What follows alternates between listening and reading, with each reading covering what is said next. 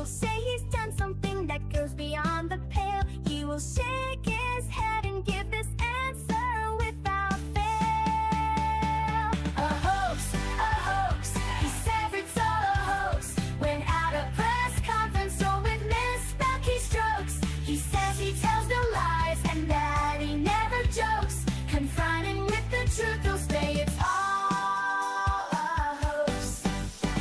A modern Don Quixote, he hates the windmills, claiming to protect the birds and whales he says they kill.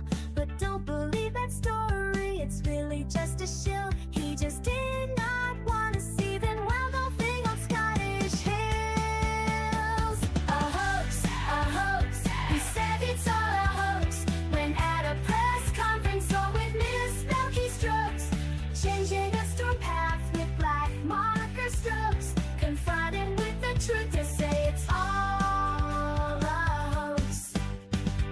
Casting mail-in ballots is something that he's done. Now he wants to ban them for each and every one. He claims it's for integrity in each election, but he won't believe the results unless it's him that's won. A hoax, he says it's all a hoax. When at a press conference or with misspelled keystrokes, they'll fool you with distractions like real sugar in Cokes. Confronted with the truth, he'll say it's all a hoax. He promised to release all the Epstein files that caused all the MAGA base to react with smiles. But how long has he put it off? It sure has been a while, and now he's calling this a hoax, protecting pedophiles. A hoax, he says it's all a hoax. When at a press conference or with misspelled keystrokes, he'll keep on gaslighting up until he croaks. Confronted with the truth, he'll say it's all a hoax.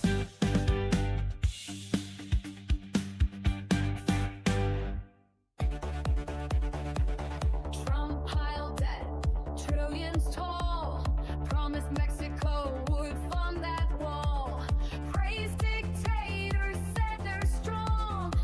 Had Joe done it, they'd say he's wrong. Had Biden done it, MAGA would flip. Had Biden done it, whole numbers would slip. Had Biden done it, they'd scream foul play. But Trump did it, so it must be okay.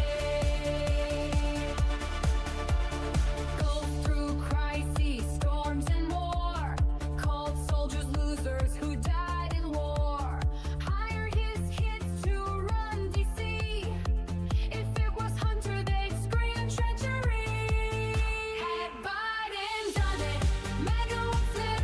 Had Biden done it, whole numbers would slip. Had Biden done it, Fox News would say are they. But Trump did it, so it must be okay. Love Kim Jong-un, he wrote love letters that take the guns first, lose those rights forever. Signed you spending bills with glee. Had Joe done that, it'd be tyranny.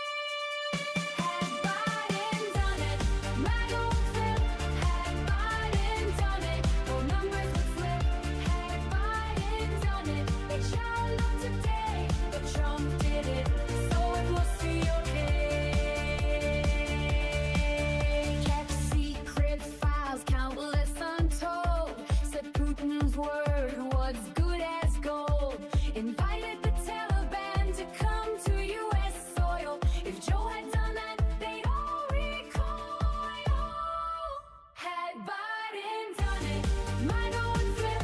Had Biden done it, whole numbers would slip. Had Biden done it, they'd want him to pay. But Trump did it, so it must be okay. Double standards loud and clear. Rules for Trump, but not for peers. What they call treason, if Joe's the name, is patriotism when Donald's to blame.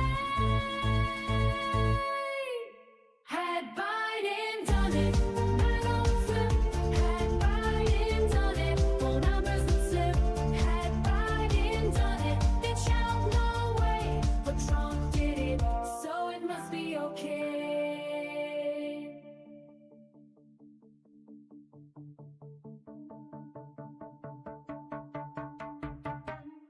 This just in. A sudden spike in logic levels across the city. Citizens report seeing a man with glasses and a podcast mic.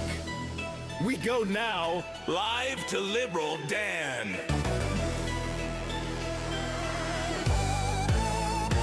Who you gonna call when Nazi writing's on the wall? Call your man Liberal Dan, cause you know we got a plan. The right wing talking shit, but he ain't about to quit. He'll take his proton pack and zap your logic cause it's whack. So who you gonna call when the writing's on the wall?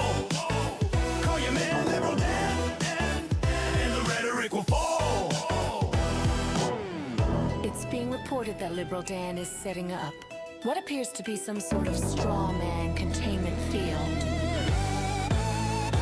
Calling out your lies with his mic, he'll vaporize. Cross the streams in your dreams, bitch, you know that he's too wise. You're like Slimer talking crap, but you walked into his trap. Yo, it's more than entertainment, it's misinformation contained. So who you gonna call when the writing's on the wall? Call your man Liberal Dan, and the rhetoric will fall. The Statue Liberty, the writing you can see. So bring the huddled masses, it's a war of the classes. While Trump may think he's Vigo, Dan can cut through that ego. He's got the facts to prove him wrong, got that logic like Egon. Your logic is a ghost, cause you know this chick is toast. When you follow MTG, it's conspiracy, you'll see. There's no need to taser, he's got wit like Occam's razor. Liberal Dan cuts those lies with his Jewish face laser. It's unbelievable. Liberal Dan just used the literal dog whistle to lure a large group of internet trolls into what is being called a self-collapsing rhetoric singularity. In all my years of reporting, I've never seen anything like this. So don't call to be a heckler, you ain't no Judge Rexler. He'll bust you like Scolery, cause your logic's looking hairy. Right-wing callers think they're cool, but they sounding just like Zool. You the dog, he the man, and yo, his name is Liberal Dan. So who you gonna call when the writing's on the wall? Call your man Liberal Dan, and the rhetoric will fall. Liberal Dan, Liberal Dan, Liberal Dan.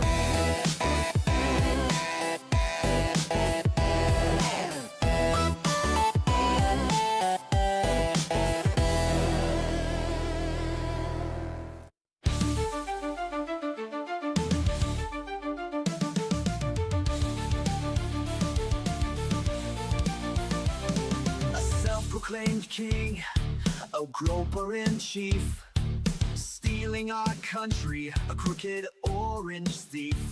Faux patriots who are poorly educated, wearing red hats and also unvaccinated. Liberal Dan will see us through. It's the best show that you're not listening to. So when you hear the call, animals unite. Liberal Dan Radio, talk on the left, that's right.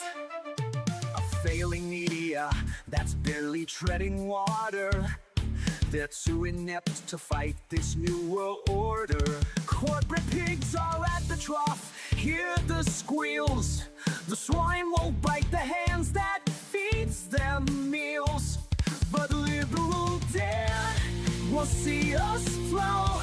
It's the best show that you're not listening to. So when you hear the call, animals unite. Liberal Dan Radio, talk from the left, that's right.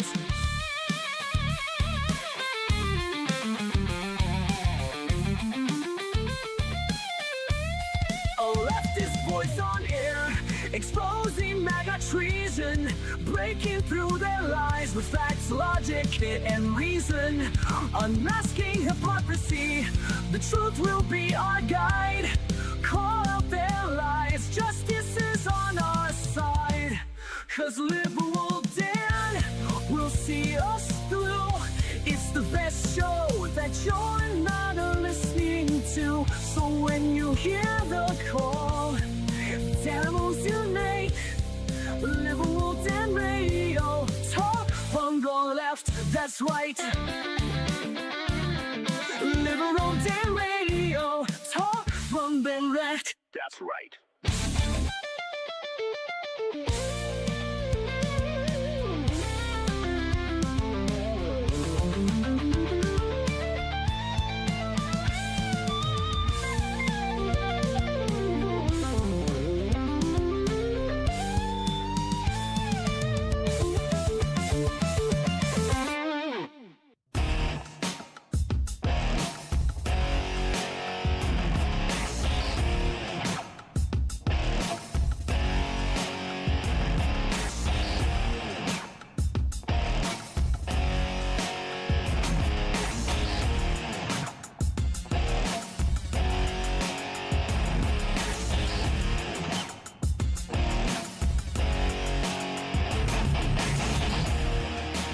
And welcome back to Liberal Dan Radio, Talk from the Left. That's right. This is your host, Dan Zimmerman, coming at you live from New Orleans, Louisiana.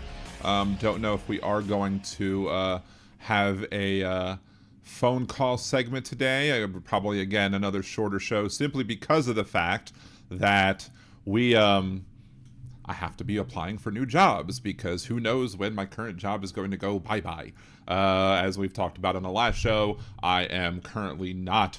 I'm currently looking for a new job simply because the law firm that I work for is dissolving, and I'm not going to have an opportunity to make money if that continues to happen. Which I see no reason why it's not going to happen. Let me adjust this a little bit more just to see, make sure I don't block most of the chat in the main chat while also showing myself in the dual stream. So here's the thing. I am doing dual stream, trying out the dual stream thing on YouTube. If it turns out to be a failure, we'll stop doing it. It was advertised, it said, hey, try this and you could have things for the people watching on their phones and also for people watching on their computers. I don't know. So we're giving it a shot right now just to see how it works. If it works good, if it works well, I don't know. I'm thinking that I'm seeing the chat on my live chat in that. I think I'm only seeing the chat the people who are chatting in the mainstream and not the substream.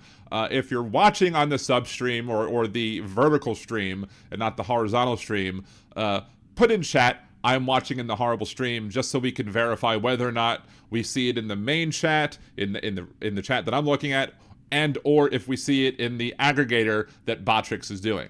And if it turns out that I'm not seeing any of it, then this will probably be a failed experiment and we won't do this anymore. Or until it's improved at least. So, but again, welcome to the show. Appreciate everybody for joining.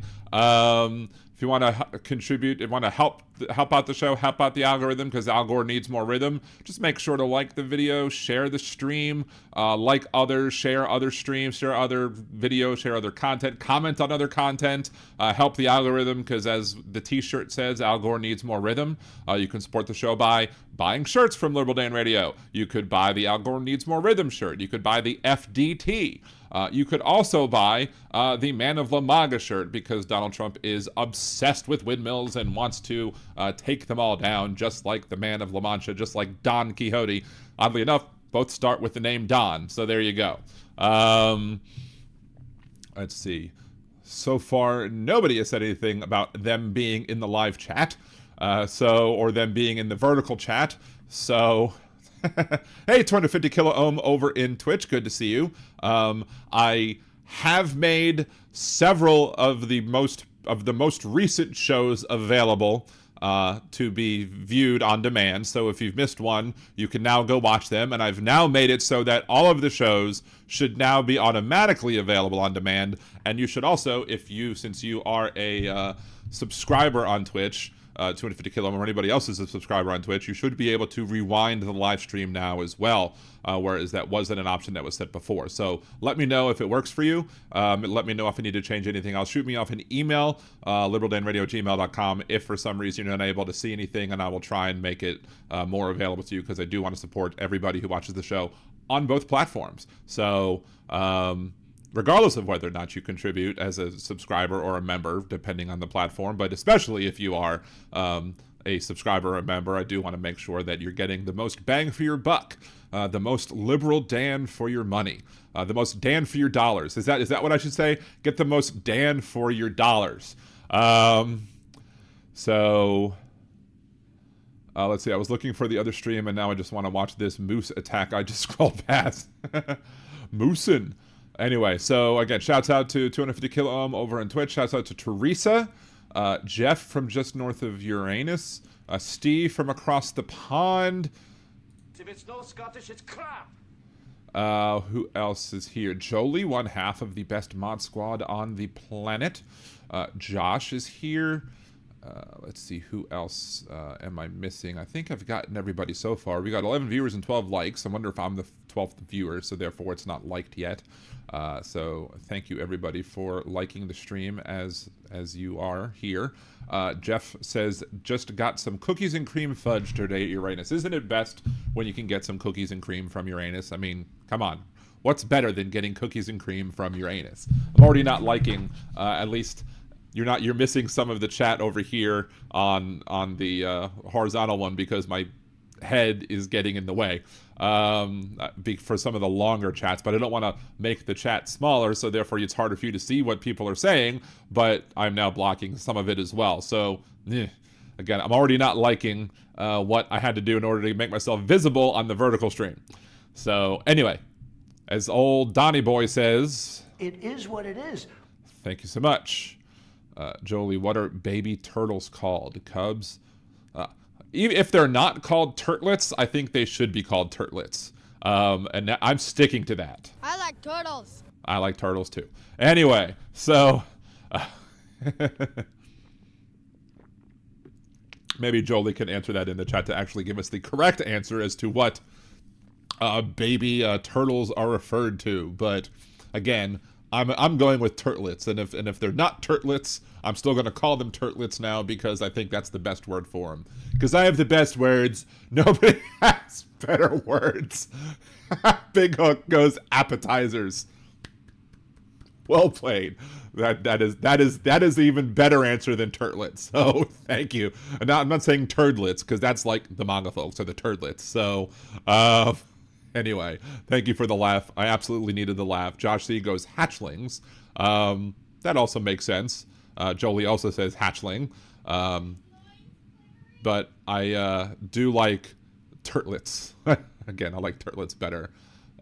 Cassie's saying something about loins quivering, but I have no idea what she's talking about. I must have missed part of what she said. Let's see. So, and then now she's telling the kids to go feed the dogs like I told them to do over an hour ago. Anyway, so, hey, Aaron, good to see you. I should play the Aaron horn as well. Aaron is in the chat. Thank you so much, Aaron, for joining. Sorry for your earphones if you're listening via earphones, your headset or whatever. So let's see. We have more shenanigans that are going on because of what took place in Minnesota. We'll be going over J.D. Vance's little press conference that he gave today. I've only seen the little bits and pieces of it, or I actually only saw one little piece of it. So we're going to watch the whole thing, and so we'll be able to react to it as well as, you know, criticize him and his gaslighting. As I said, you know, I think I said this yesterday. I'm not sure if I actually got the line out or not, but no wonder why conservatives love fracking so much, because of all the gaslighting that they do. They need to frack for more gas so they can, you know, control their gaslighting. Anyway. O.A.Lem Tortolevis, the singer of Dred Zeppelin. I love Dred Zeppelin. Dred Zeppelin's amazing. So thank you for joining, OLM. If you've not liked and subscribed, please make sure to like and subscribe. Thank you for joining the show as well. What are we going to talk about first? What's the first thing on the, because there's just three main things I wanted to talk about tonight. Again, I apologize if this show goes shorter than normal, because again, I do need to find a job. Now, here's the thing.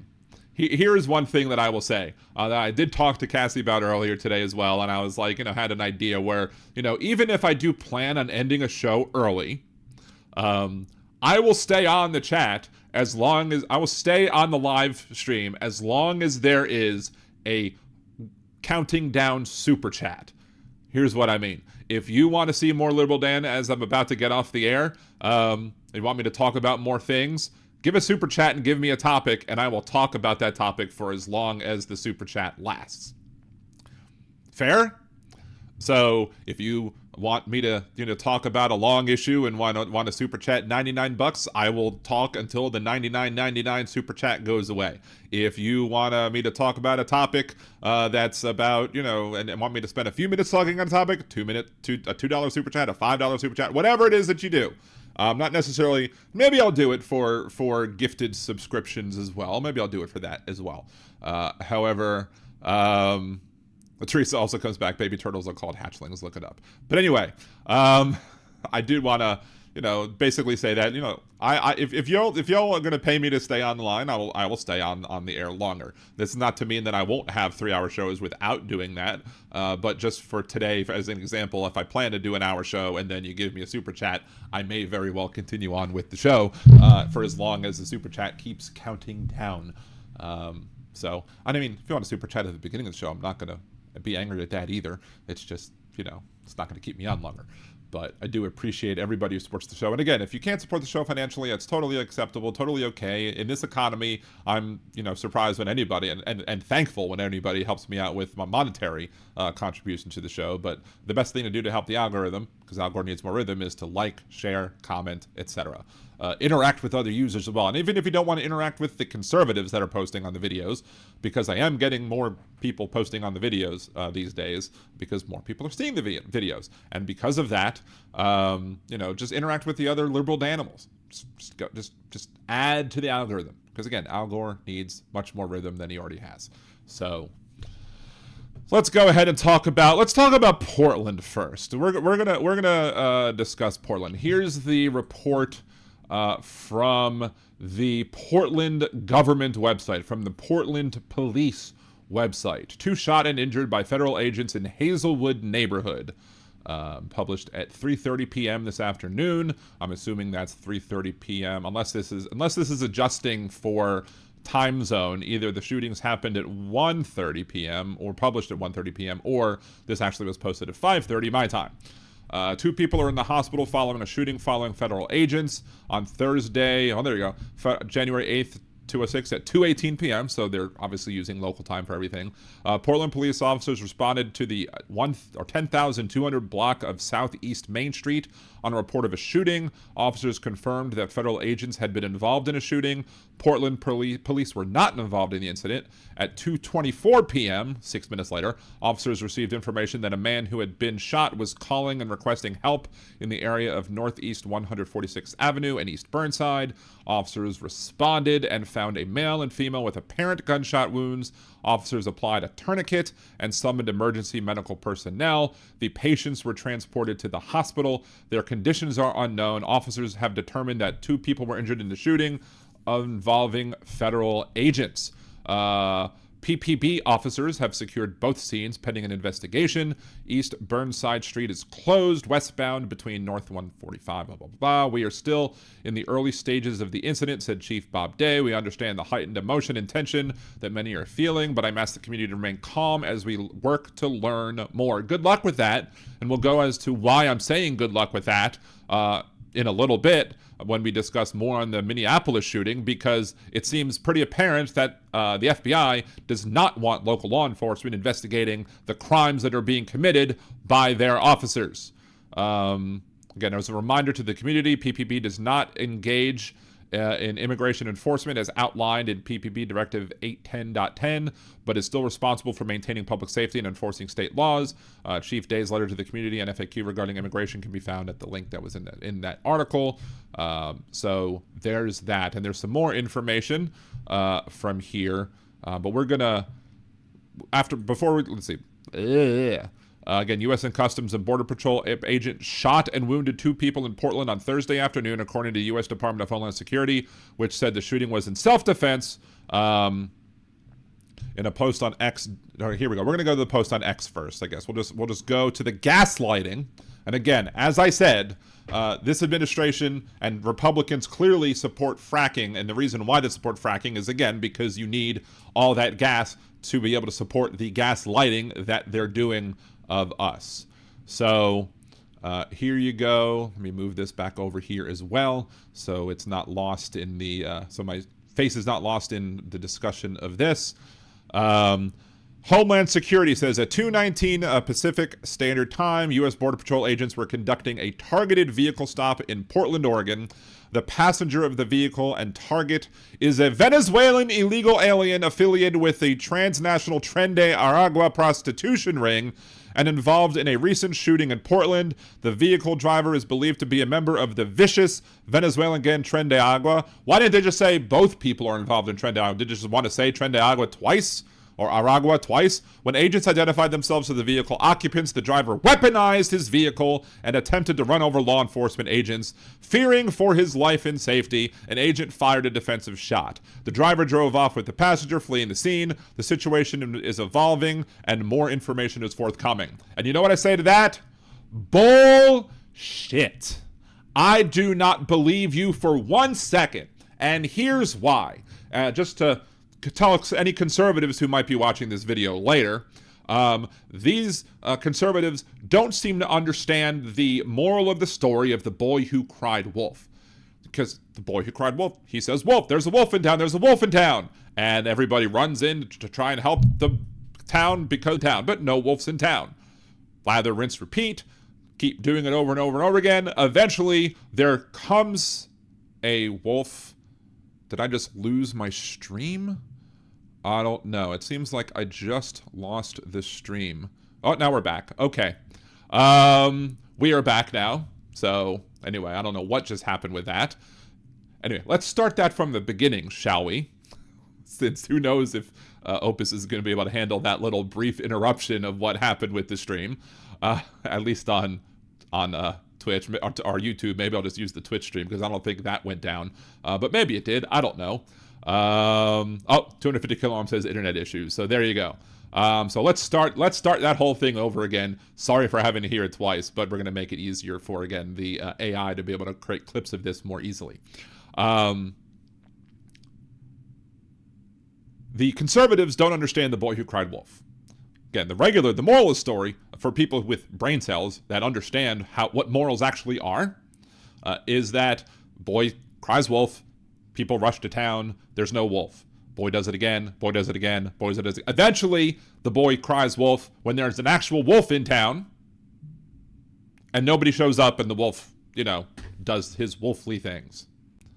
Nobody's there to help the kid. So, conservatives, though, their moral that they take of the story of the boy who cried wolf is, if somebody lies and repeatedly lies, you should still believe him the next time that he lies, just in case, or just next time he says something, just in case he's telling the truth. So, of course, that's a ridiculous moral to get from that story, but, that's what the conservatives do, because they continuously believe people who continuously lie to them, because they think, what if one day they might be telling the truth?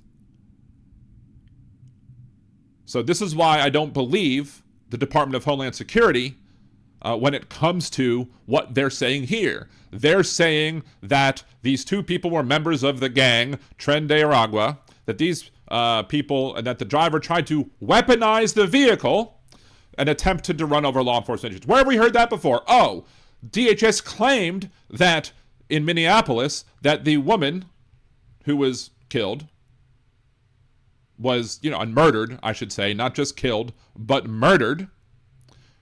They claimed that she weaponized her vehicle and tried to run over an officer. When we all have seen with our own two eyes, assuming you have two eyes, if you have one eye, maybe you saw it with one eye. We've all seen the facts that she was not trying to run over the police officer, that she had backed up and then turned her wheel so that she could avoid hitting the officer. And if you watch the video, you clearly see that he wasn't hit and was in no danger of being hit. Despite the fact that Kristi Noem says that they were, dealing with ice and trying to dig cars out of snow, that wasn't the case. Donald Trump said that the police officer, the ICE agent, went to the hospital. That's not true. He was not injured. He was not limping like they claimed. He was walking fine back and forth to the vehicle that crashed. They lie. They are full-on 100% liars. Yes, Renee Good. Thank you very much, Willoughby, for putting the name in the chat. And we all should be saying Renee Good. We should be saying Renee Good over and over and over again. Because while Good was shot, it was not a good shooting. And why would we continue to believe any information that comes out of the Department of Homeland Security if we already know that they are full of shit when it comes to what went on in Minneapolis? There is no reason for us to believe this. Kristi Noem is a lying asshole. Donald Trump is a lying asshole. J.D. Vance is a lying asshole, and everybody else who is trying to sit here and justify the murder of Renee Good are just goose-stepping, boot-licking, bloodthirsty members of the Mar-a-Lago Gestapo. Because that's what I'm calling ICE now. The Mar-a-Lago Gestapo. Because they are basically just Trump's new version of the Gestapo. They are shitty human beings. ICE needs to be disbanded completely, and everybody involved with both the illegal actions of ICE or covering up the illegal actions of ICE need to be fired and need to be prosecuted.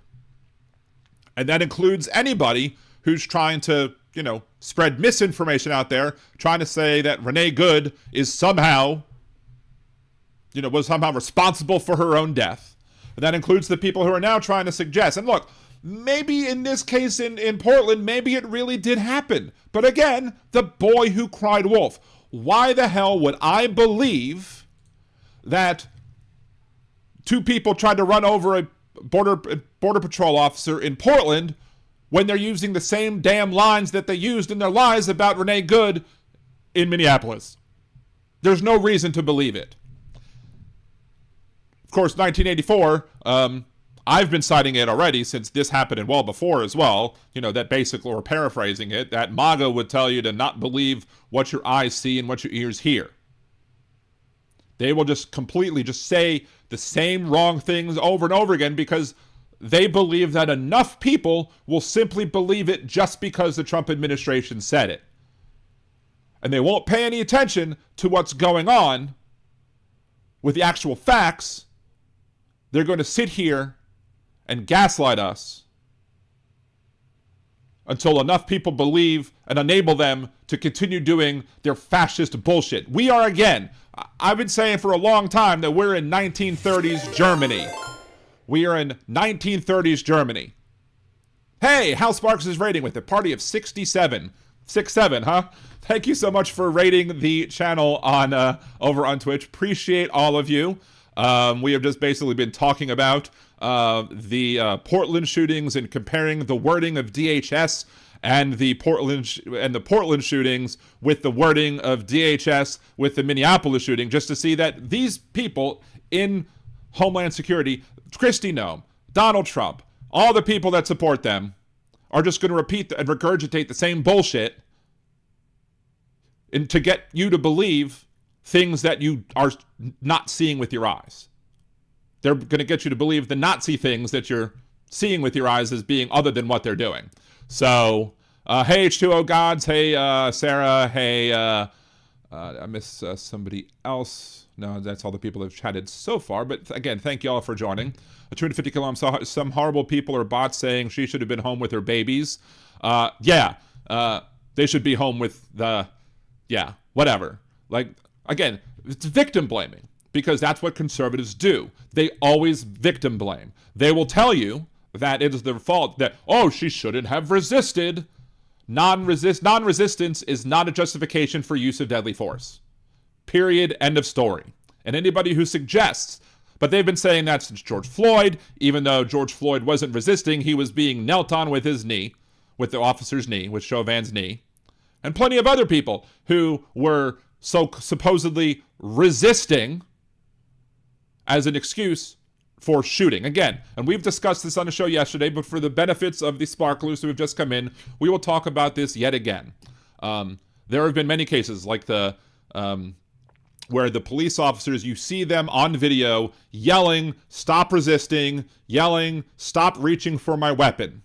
They will yell these two things because they know, and they know because they are told by other police officers that if they're involved in any sort of scuffle, even if it's a scuffle that they caused and that the person is not resisting, they are told that in order to give them enough plausible deniability in a criminal trial,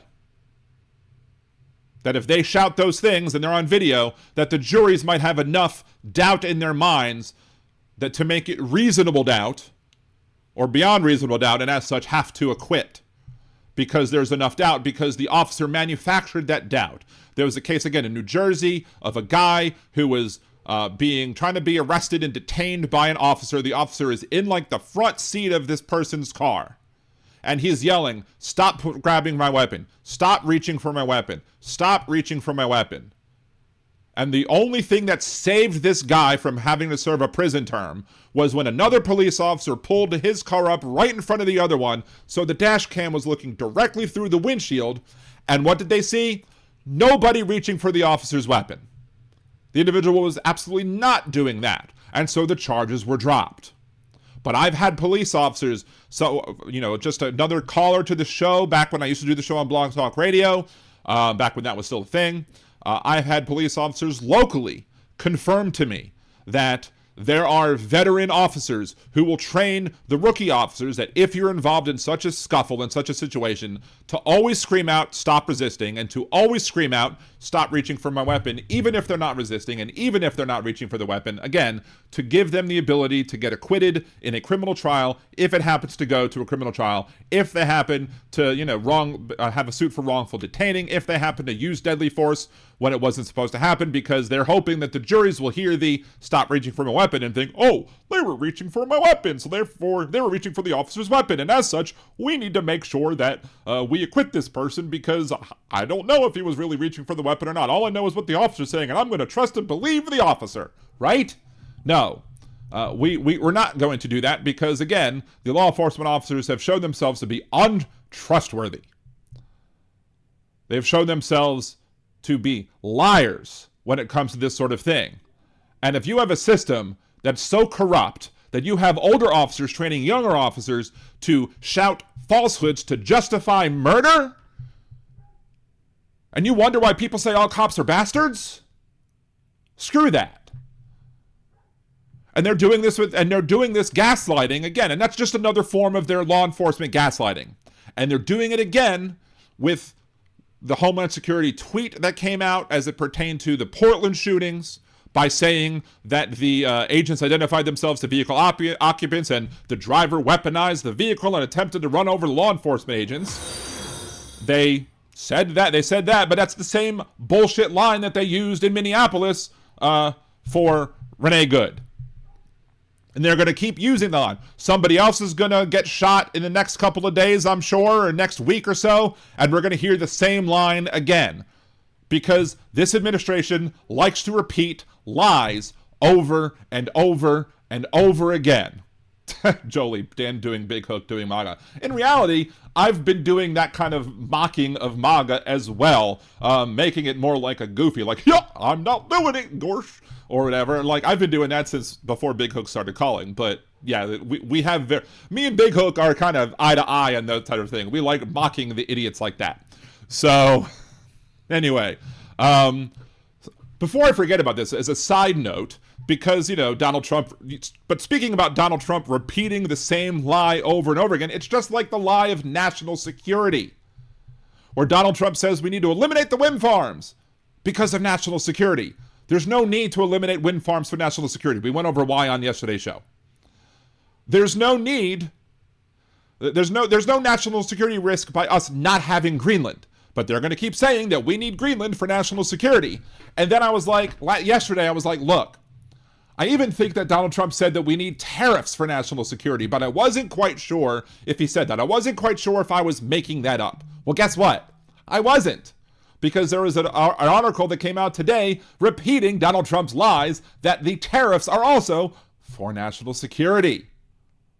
So, if he hadn't said it, I predicted it and I was right yet again. But if he had said it, I was remembering correctly, and the news just verified that he's yet again said another bullshit line. So we're going to keep seeing that these protesters, that these individuals that DHS are trying to arrest or whatever, trying to stop, trying to detain or whatever, we're going to keep hearing that they weaponized the vehicle, and they're going to keep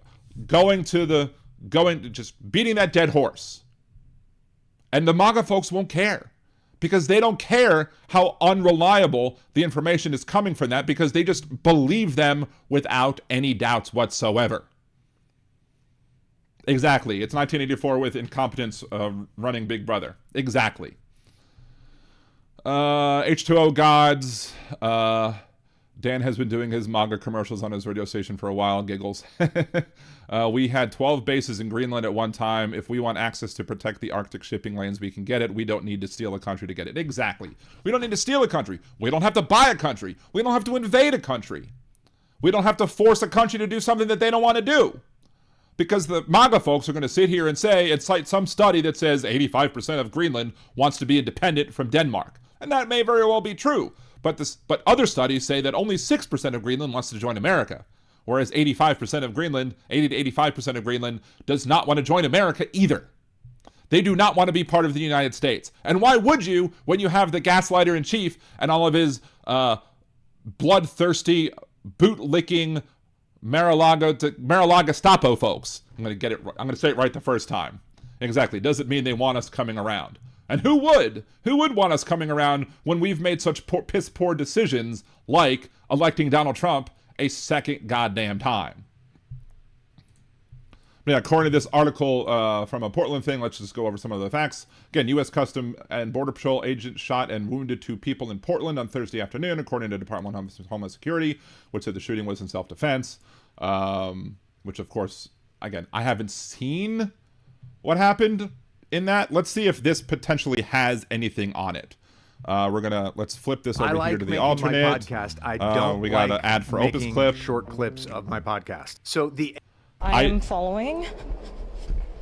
I do have a video on Opus Clip and why Opus Clip is good. So go check out that video if you are somebody who's trying to create content and want to, be able to chop up your videos. Go check out that video and check it. It's really a good tool, and I'll explain why in that tool. But let's go ahead and watch this video from this. 2 people shot, injured by Border Patrol protection. That's an interesting shot right there. We get a shot of a backpack. Oh wait, this is 2 hours long? This is 2 hours long? One block here that I can see at the end of. People get out of their car, were injured. Lots of people saying they... President, I believe the question was, how do I feel about oversight and the duties as it relates to the charter? All right, this is far too long to actually go over. So we're not going to go over a 2-hour video just to try and find information on the shooting. We will, if there is information on the shooting, we will absolutely cover it on another episode on Monday's episode of Liberal Dan Radio. Talk from the left. That's right. So let's see.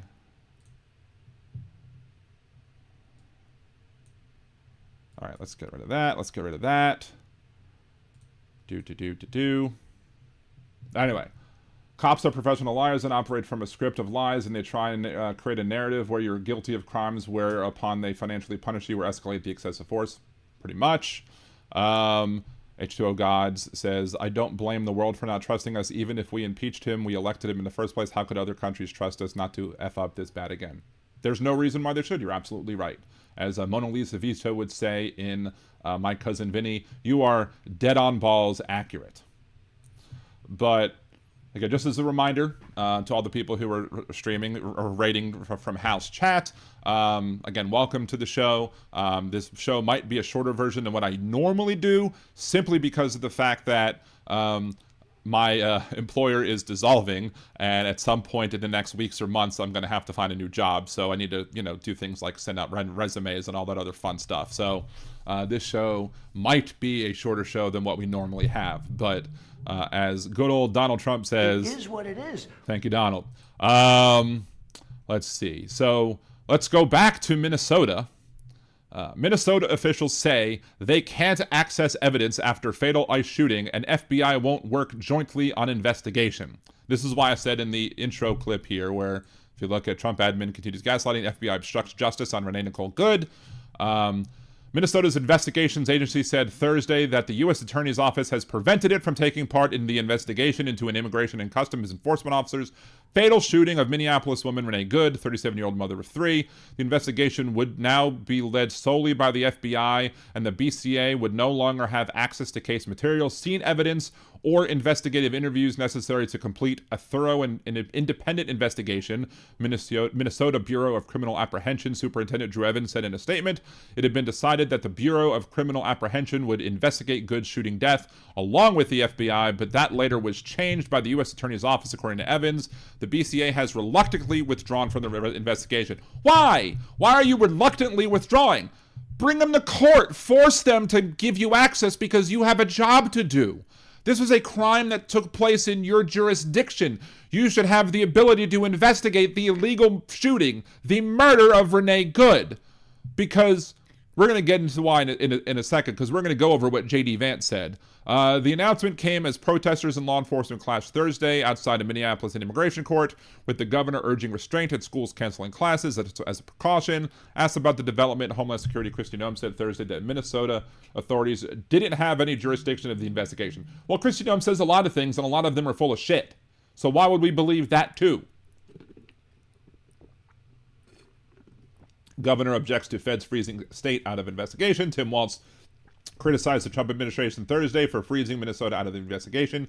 It feels very difficult that we will get a fair outcome, and I say that only because people in positions of power have already passed judgment, from the president to the vice president, Kristi Noem, and they stood and told you things that are verifiably false and verifiably inaccurate. Again, the MAGA has told you to not believe the things that you see with your eyes or hear with your ears. Public Safety Commissioner Bob Jacobson said he'd welcome the chance to get his agents back involved in search for answers. Well, then do it! Force the federal government's hand. Subpoena the federal government for the items that are needed to investigate, for access to all of the items that you might want to access to be able to see whether or not this shooting was good or not. Of course, we all know it wasn't good, but you need to be able to have this investigation. So you should be able to go to court and demand that the federal government hand over these investigations. Because again, there are two different things. State charges and federal charges are two completely different things. If there's a murder that takes place in Minnesota, the murder charge should be done by the state.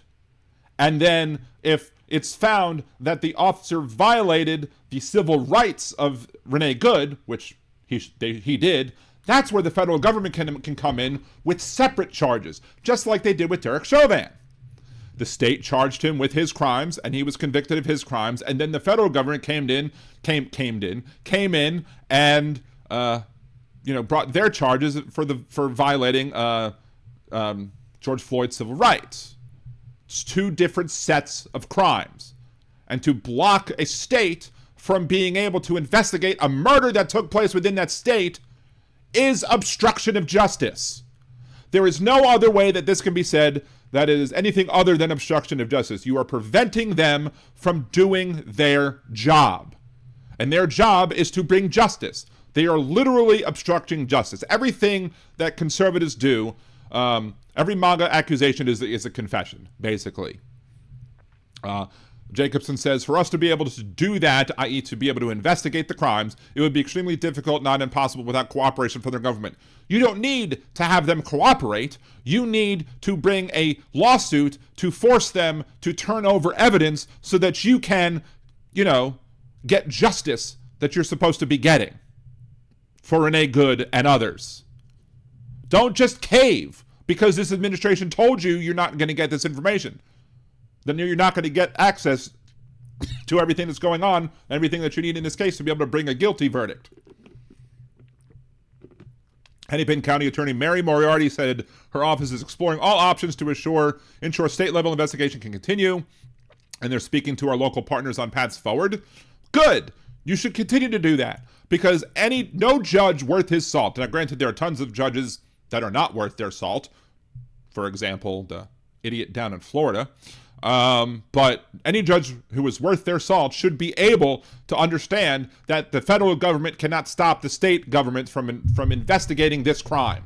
Because what happened was both a state crime and a federal crime, and both agencies need to investigate. Minneapolis Mayor Jacob Frey said Thursday he is dismayed that the FBI and Justice Department have blocked the state out of the investigation. Is it problematic? Absolutely. Am I concerned about this development? Of course I am. Frey said in an interview with the AP. We want to make sure that there is a check on this administration to ensure that the investigation is done for justice, not for the sake of a cover-up.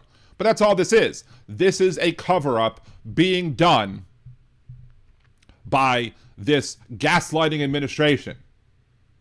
The bloodthirsty, bootlicking members of the Mar-a-Lago Gestapo. Simple as that.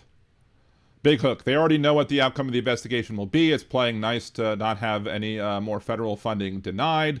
Belfast Bob, sick fucks. They're watching protesters and willing the same. Exactly.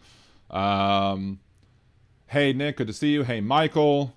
We will see if the FBI is complicit. Well, of course the FBI is complicit, because the FBI is taking over the case and not allowing the local governments to do their jobs. So they are absolutely complicit. They are absolutely being complicit with obstructing justice. Imagine that. The people who are in charge of the federal justice department, the federal justice systems, FBI, DHS, and everything else, ICE, Border Patrol, and even Bondi and all her sycophants.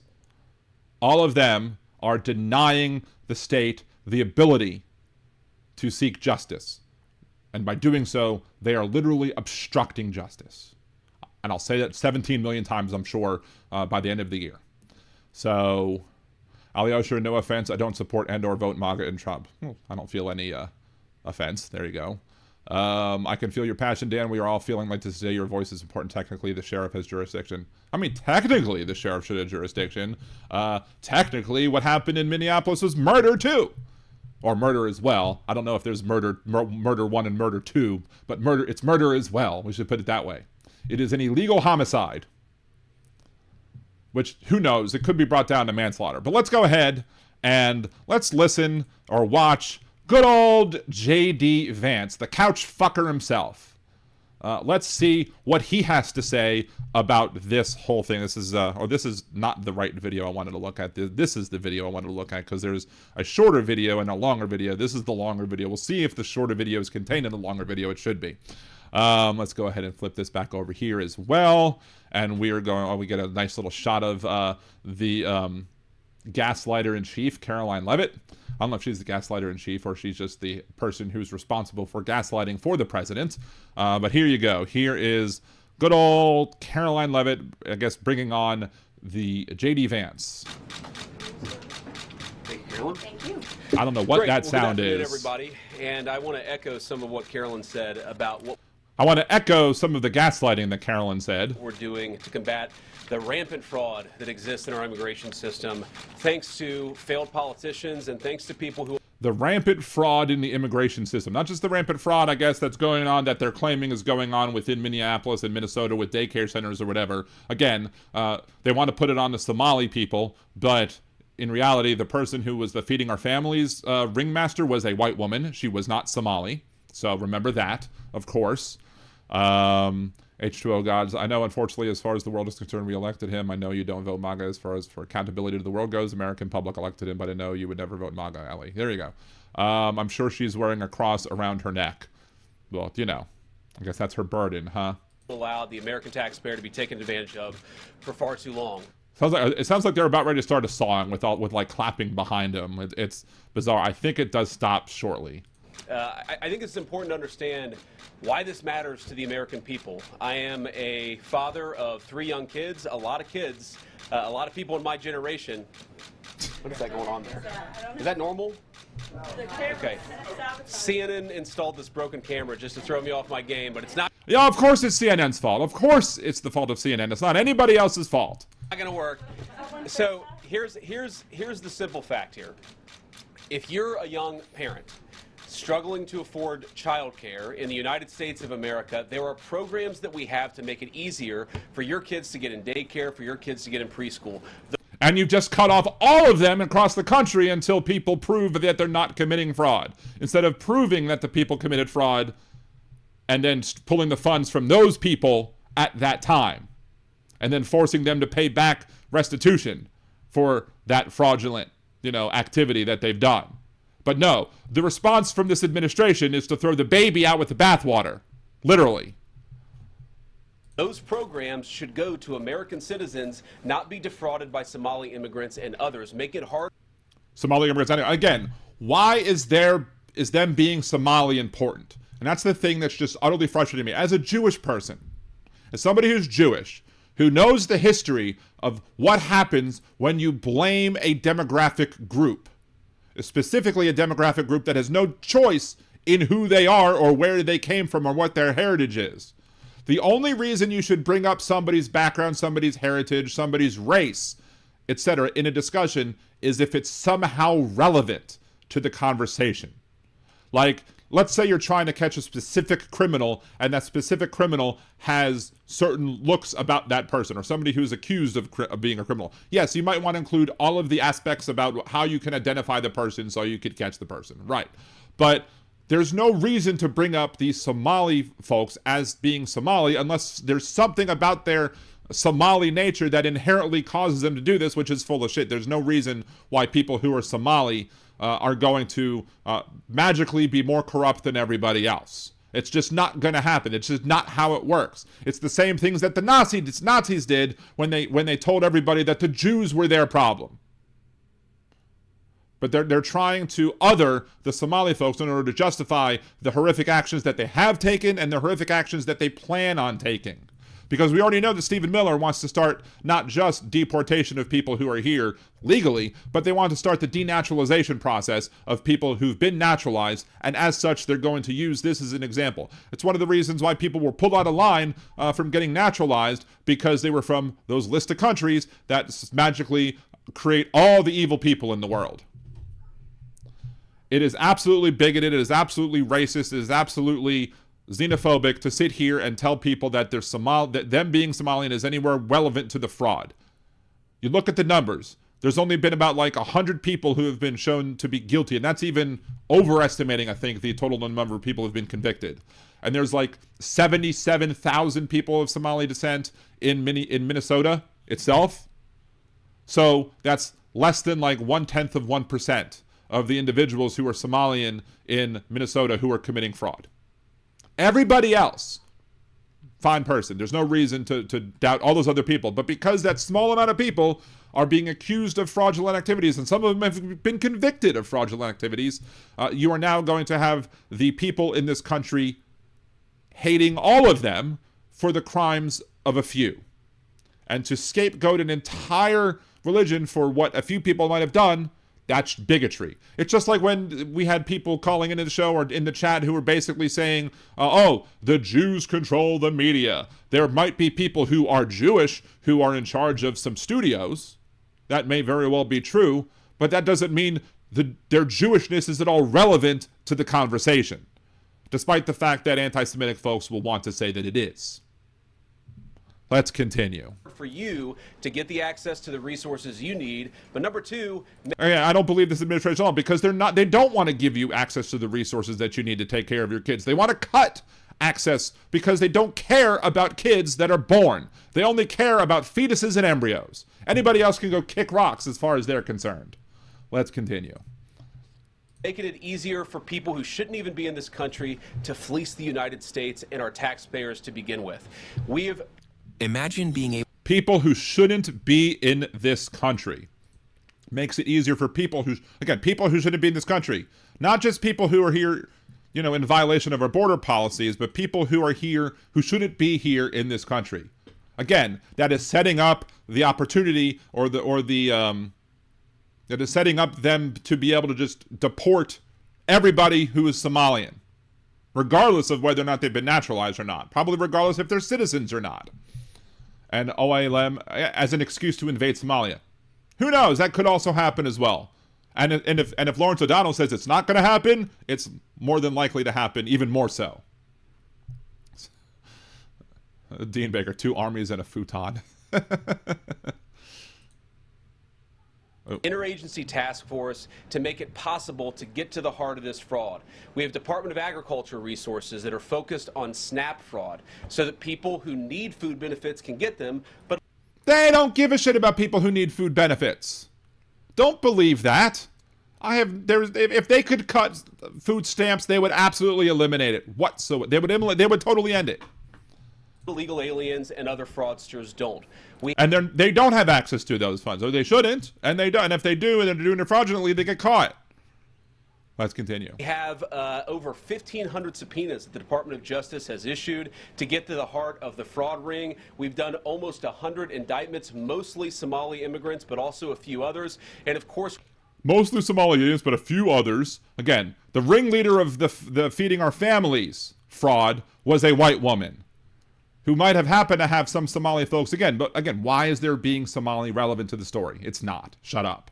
We're looking in with broad Alyosher, Vance loved to gaslight. Yeah, that's why I've said repeatedly at this point that this is why conservatives love fracking, because they need to be able to frack to get to the natural gas so they can continue their gaslighting. Investigatory authority to a number of the instances of wrongdoing that we've seen in Minneapolis. But we also want to expand this. We know that the fraud isn't just happening in Minneapolis, it's also happening in states like Ohio. It's happening in states like California. Oh, they went after Ohio. That's a red state. Dun, dun, dun.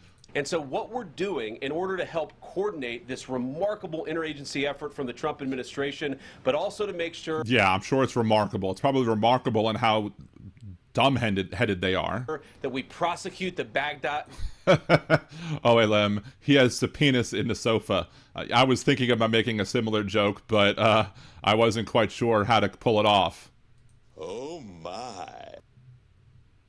Bad guys and do it as swiftly and efficiently as possible is we are creating a new assistant attorney general position who will have nationwide jurisdiction over the issue of fraud. Now, of course, that I'm sure that's going to be legal, right?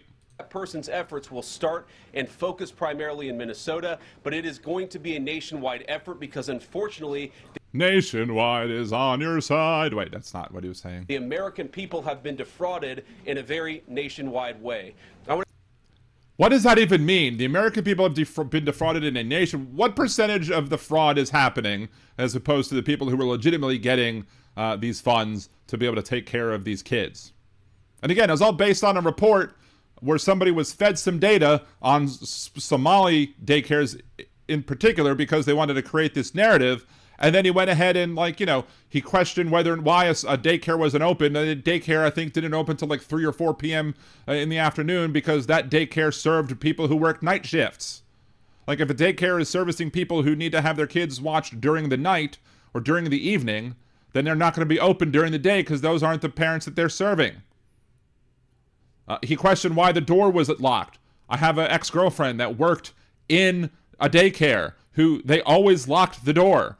Unless you had a child there who you were picking up or dropping off, or unless you had a set meeting time to be able to come in to be able to, you know, ask questions about whether or not you could bring your kid there, you weren't allowed to come in. Unless they knew you, you weren't allowed to come in. So, but it's a big bad deal that they're sitting there and trying to make sure that, the door wasn't open, so therefore it's fraud. Fuck off. To make it possible to get to the heart of this fraud. We have Department of Agriculture resources that are focused on SNAP fraud so that people who need food benefits can get them, but illegal aliens and other fraudsters don't. Yeah, no. I don't believe you for 1 second that you care about the people who need food benefits who are supposed to get them. We have over 1,500 subpoenas that the Department of Justice has issued. 1,500 subpoenas. Oh, my. Anyway. To get to the heart of the fraud ring, we've done almost 100 indictments, mostly Somali immigrants, but also a few others. And of course, we're looking in with broad investigatory authority to a number of the instances of wrongdoing that we've seen. I'm not the perfect speaker either sometimes, but in Minneapolis. That looks like what he's doing is he's trying to stumble over the words because he knows he's lying. But we also want to expand this. We know that the fraud isn't just happening in Minneapolis. I think I rewound this by mistake. It's also happening in states like Ohio. Yep. It's happening in states like I rewound California. it by mistake again. And so what we're doing... I was like, I'm having deja vu. Wait, I must have clicked the wrong part of the screen. In order to help coordinate this remarkable interagency effort from the Trump administration, but also to make sure that we prosecute the bad guys and do it as swiftly and efficiently as possible, is we are creating a new assistant attorney general position who will have nationwide jurisdiction over the issue of fraud. Now, of course, that person's efforts will start and focus primarily in Minnesota, but it is going to be a nationwide effort because, unfortunately, the American people have been defrauded in a very nationwide way. I want to thank a couple of people for their cooperation, in particular Pam Bondi, our Attorney General. Oh, thank you, Pam Bondi, for coordinate for whatever. Thank you, Pam Bondi, for, you know, doing your job, which is not to actually get justice, but is actually to, you know, do what Donald Trump wants her to do, regardless of the legality of it. Well, first of all, for getting a lot of resources to Minneapolis to start to investigate and prosecute this fraud, really at an industrial scale. We've never seen fraud like this in the history of our country.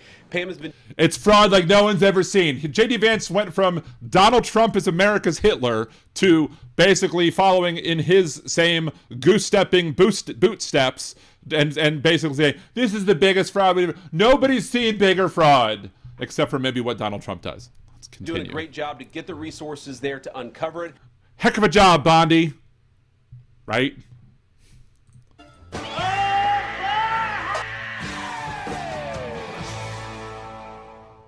Hit two sounds at the same time. Creating a job like this often takes months, sometimes even longer. When we realized that we needed this Associate Attorney General position, Pam got this person up and running in about a week. We're going to make the nomination.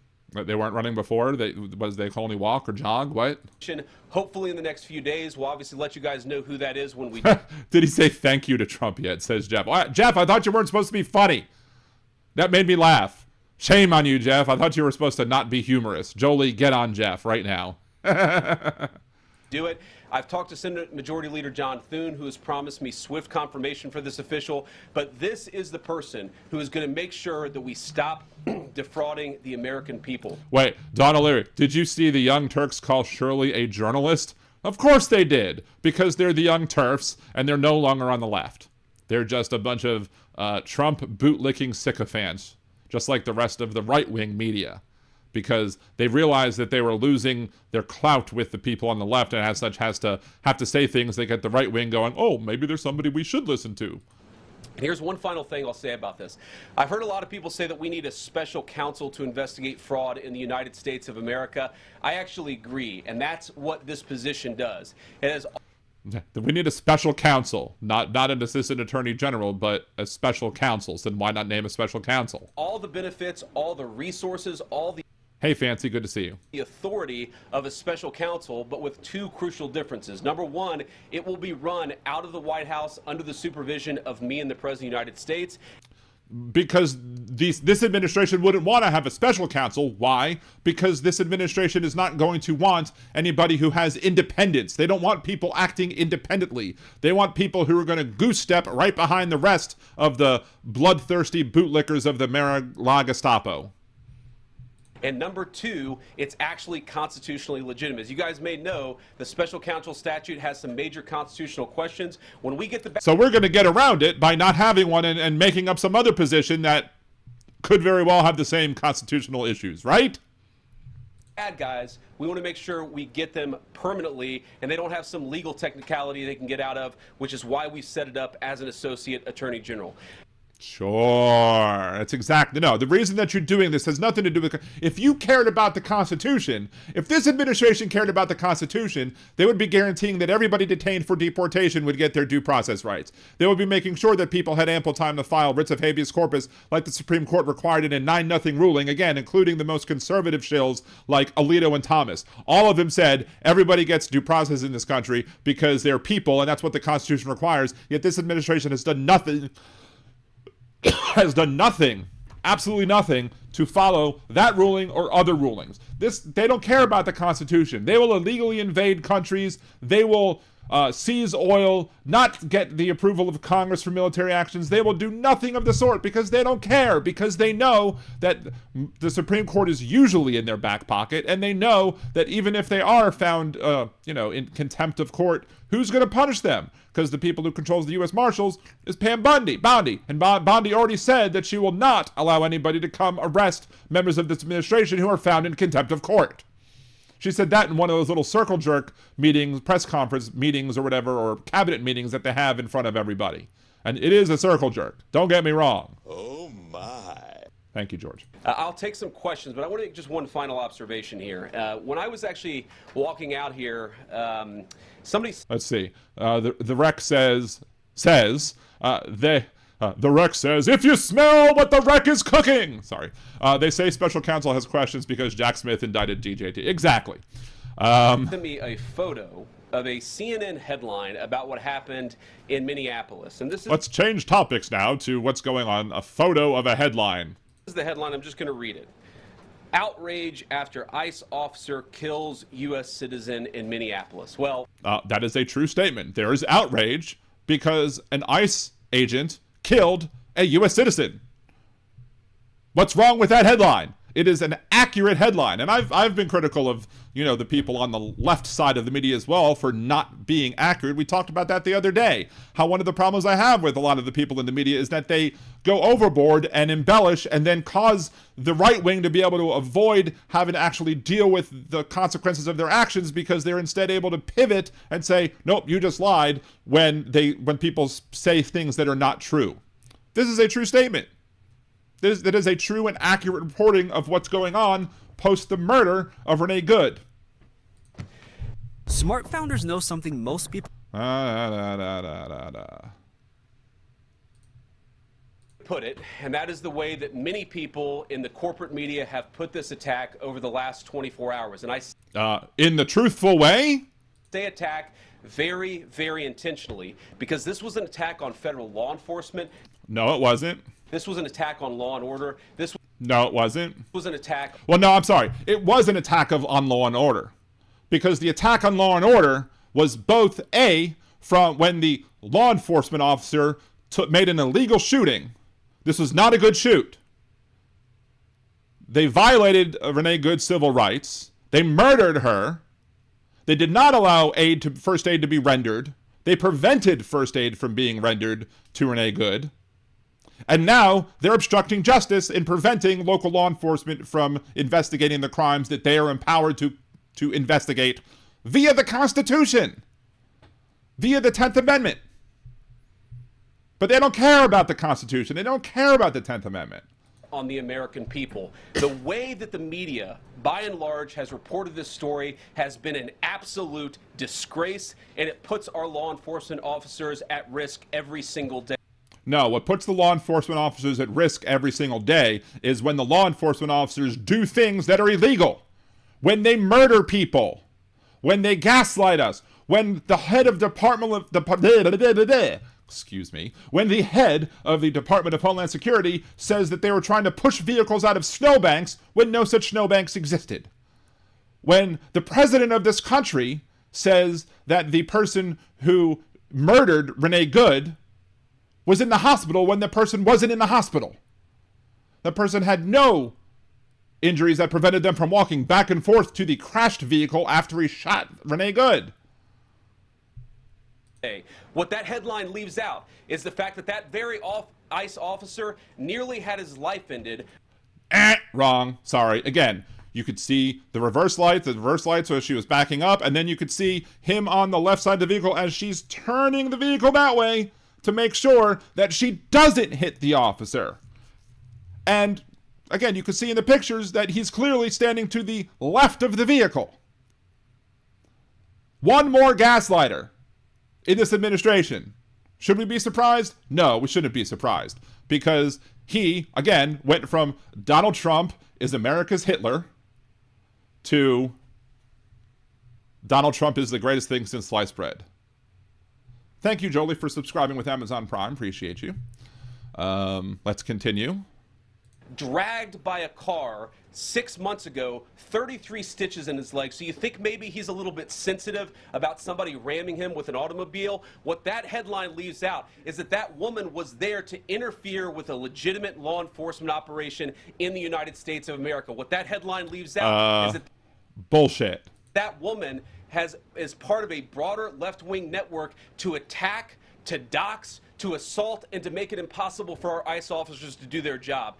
No, the people who are making it impossible for the ICE officers to do their jobs are the ICE officers who are violating the law, violating the civil rights of individuals, and who are basically part of a criminal organization. Again, bloodthirsty bootlickers of the La Gestapo. If the media wants to tell the truth, they ought to tell the truth that a group of left-wing radicals have been working tirelessly, sometimes using domestic...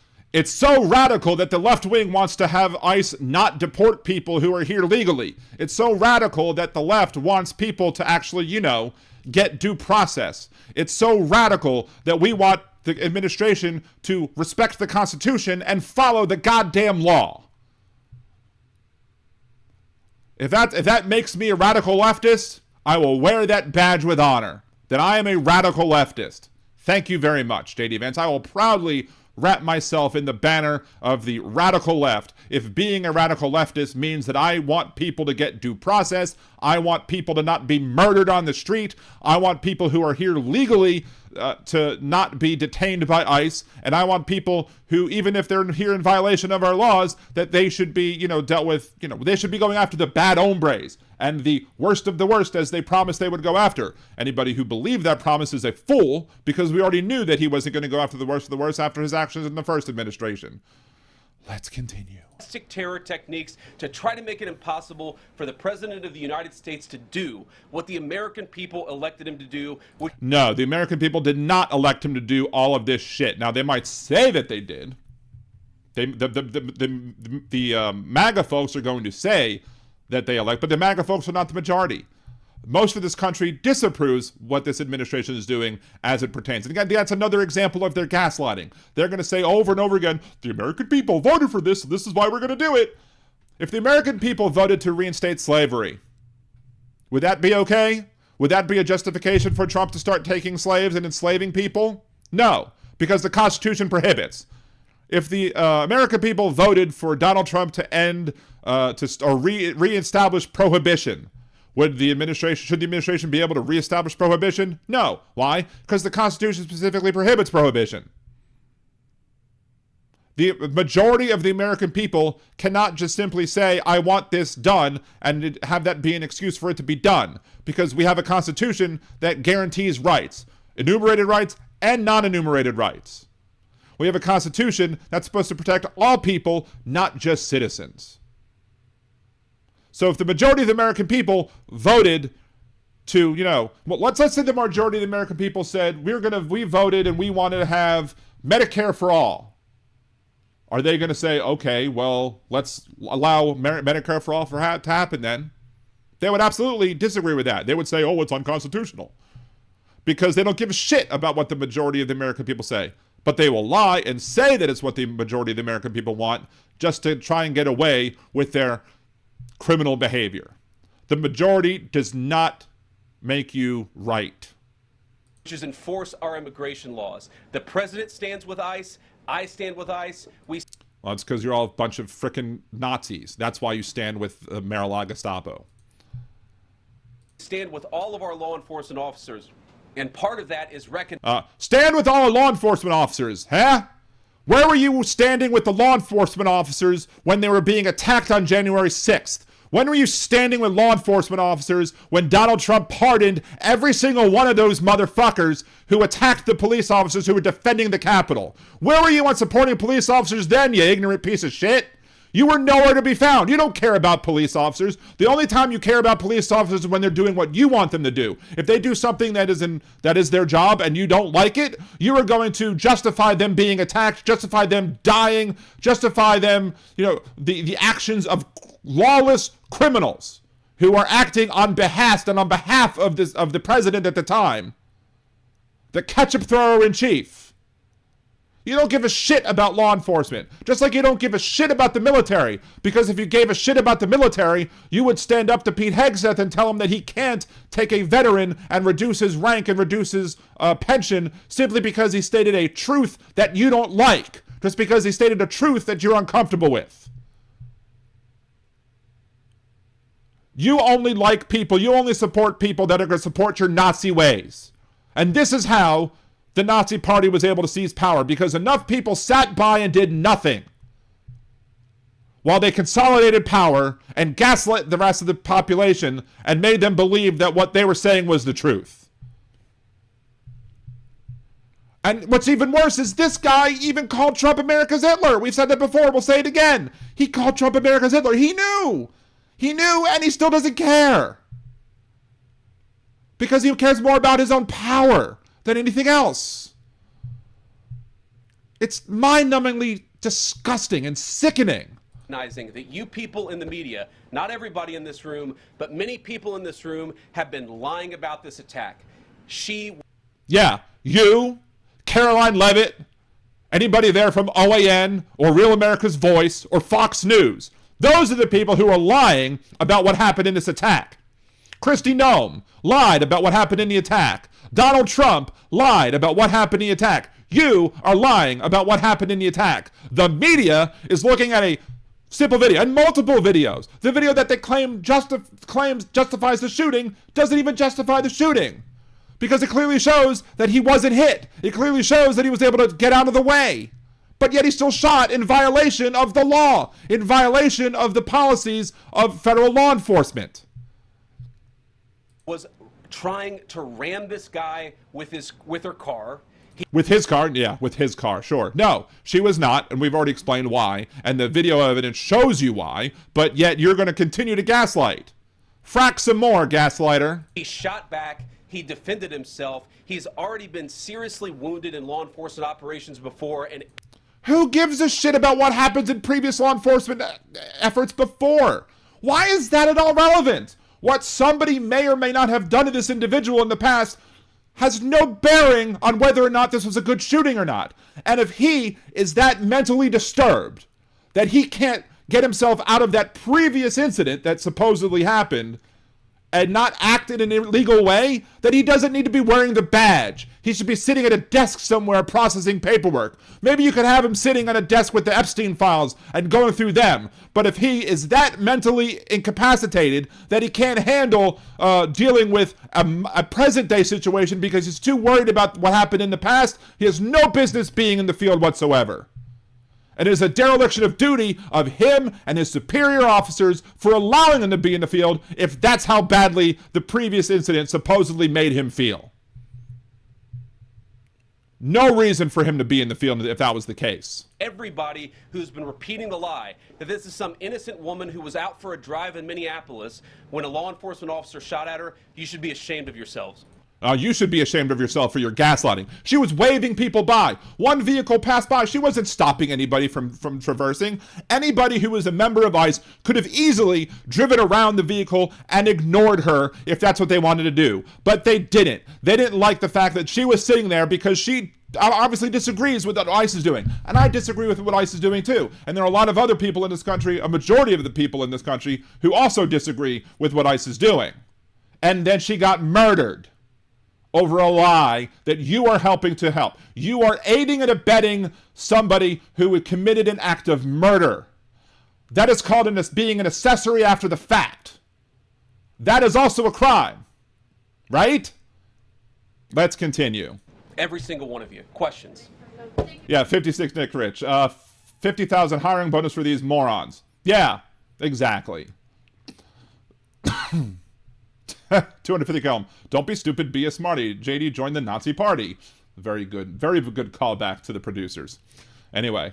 Mr. Vice President, I wanted to read a quote from Tim Walz earlier today. He said, when things looked bleak, it was Minnesota's first that held the line for the nation on July 3rd, 1863, and I think we may be in that moment now.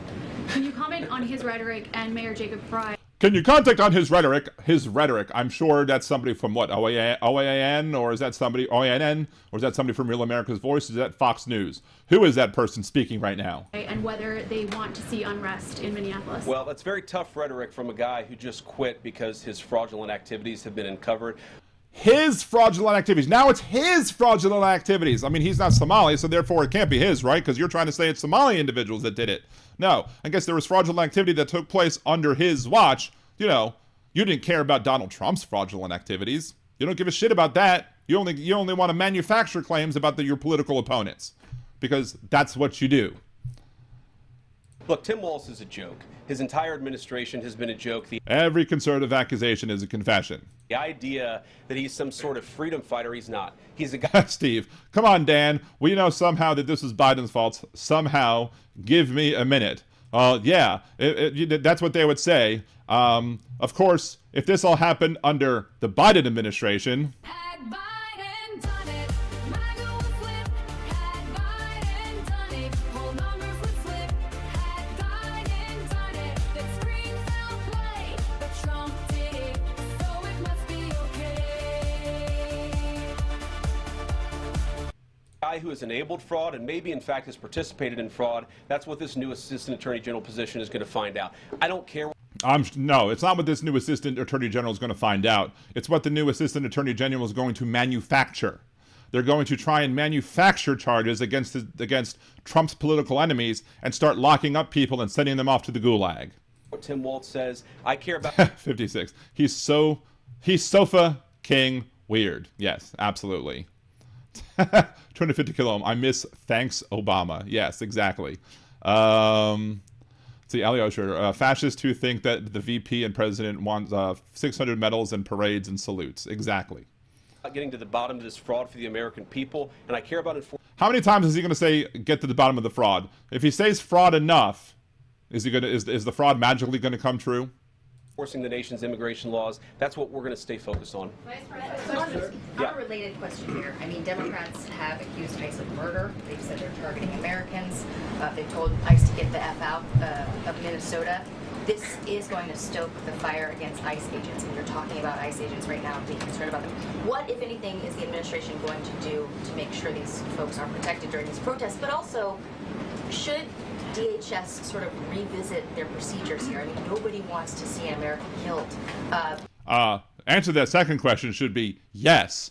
DHS should absolutely revisit their procedures, but I'm sure he's going to say no, that they don't need to because there was nothing wrong with what they did, even though there absolutely was something wrong with what they did.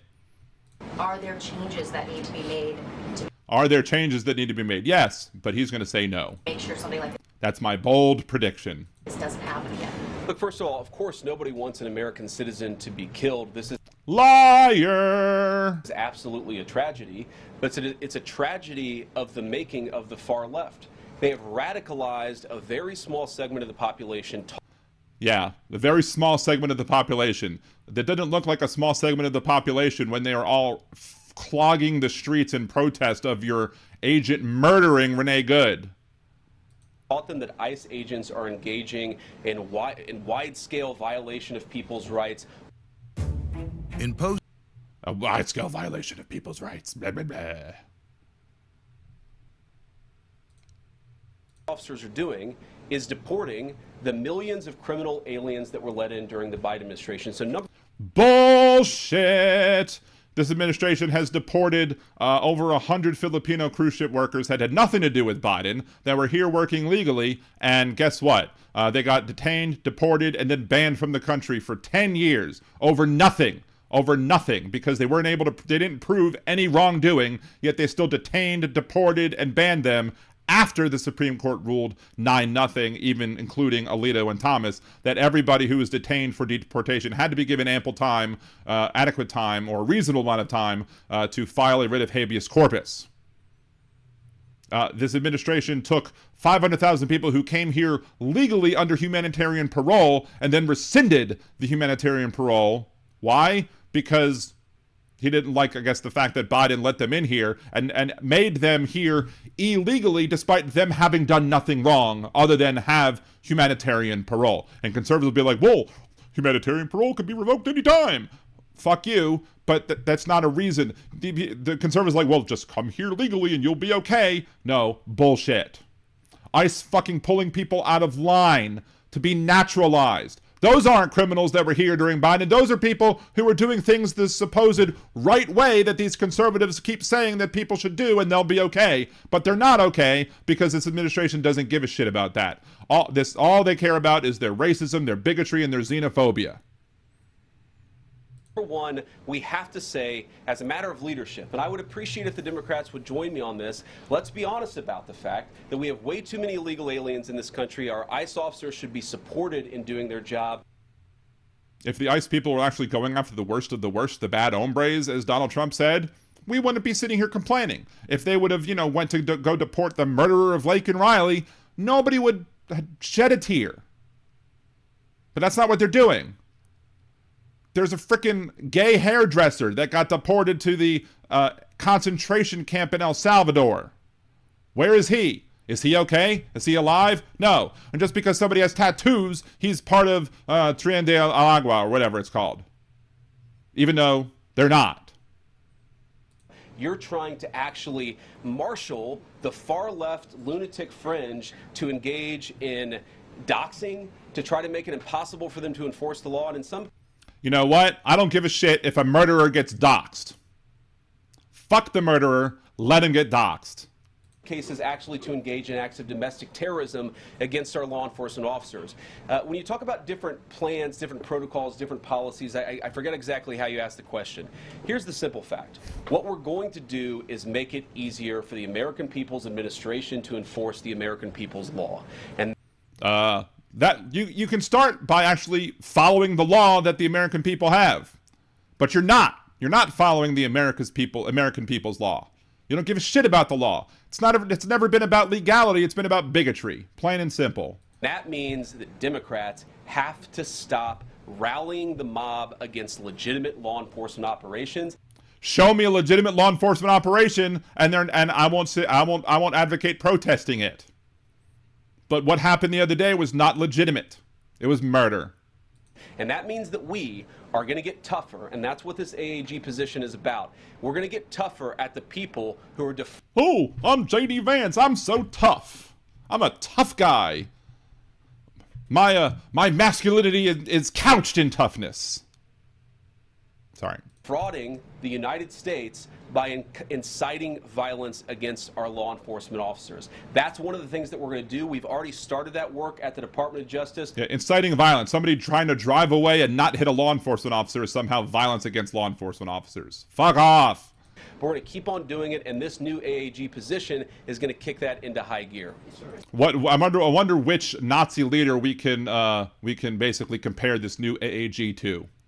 That would be an interesting thought exercise. Vice President Vance, you just suggested that this woman who was killed, Renee Good, is part of a broader left-wing network.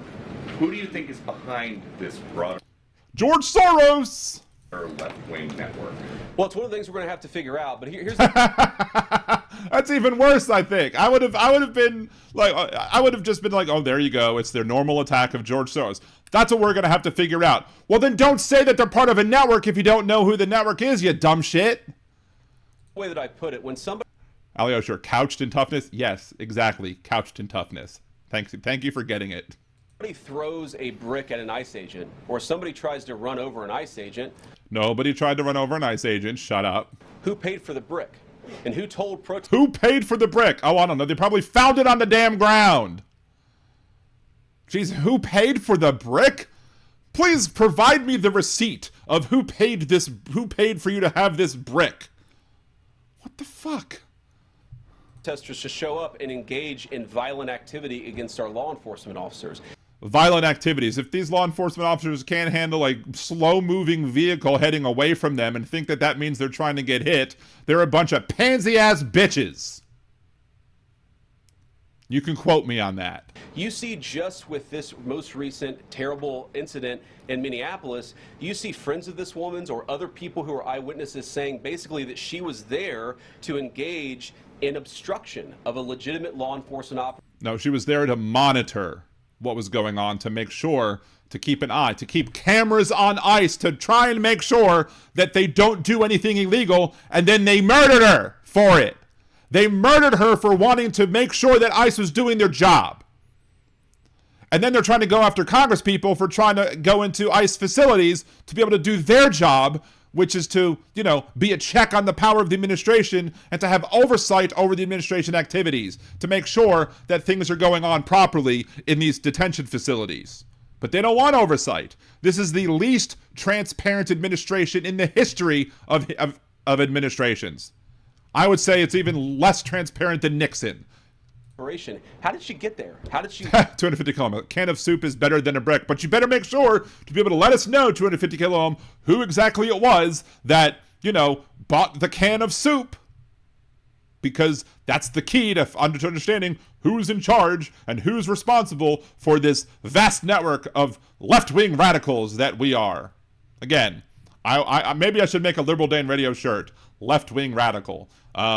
Just to, put that on my chest boldly. In fact, I'll probably do that after the show's over. I'll probably go design that shirt and post it up on the Liberal Dan Radio storefront, where you can get the Liberal Dan Radio shirts like the FDT, like the Al Gore Needs More Rhythm shirt, and of course the Man of La MAGA Donald Trump windmill shirt.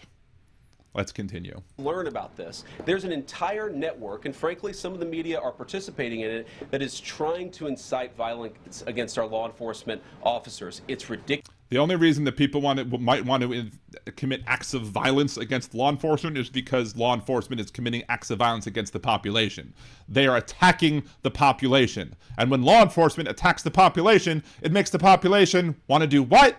Fight back. Tim goes, Liberal Dan, brought to you by the Antifa Soup Company. Thank you for that. I haven't done a new Liberal Dan Radio Chopper City ad in a very long time. I might have to make a Liberal Dan Radio Chopper City, and if you buy a new motorcycle, you will get a bunch of cans of soup brought to you by the Antifa Soup Company. That's the next bit that will be coming up.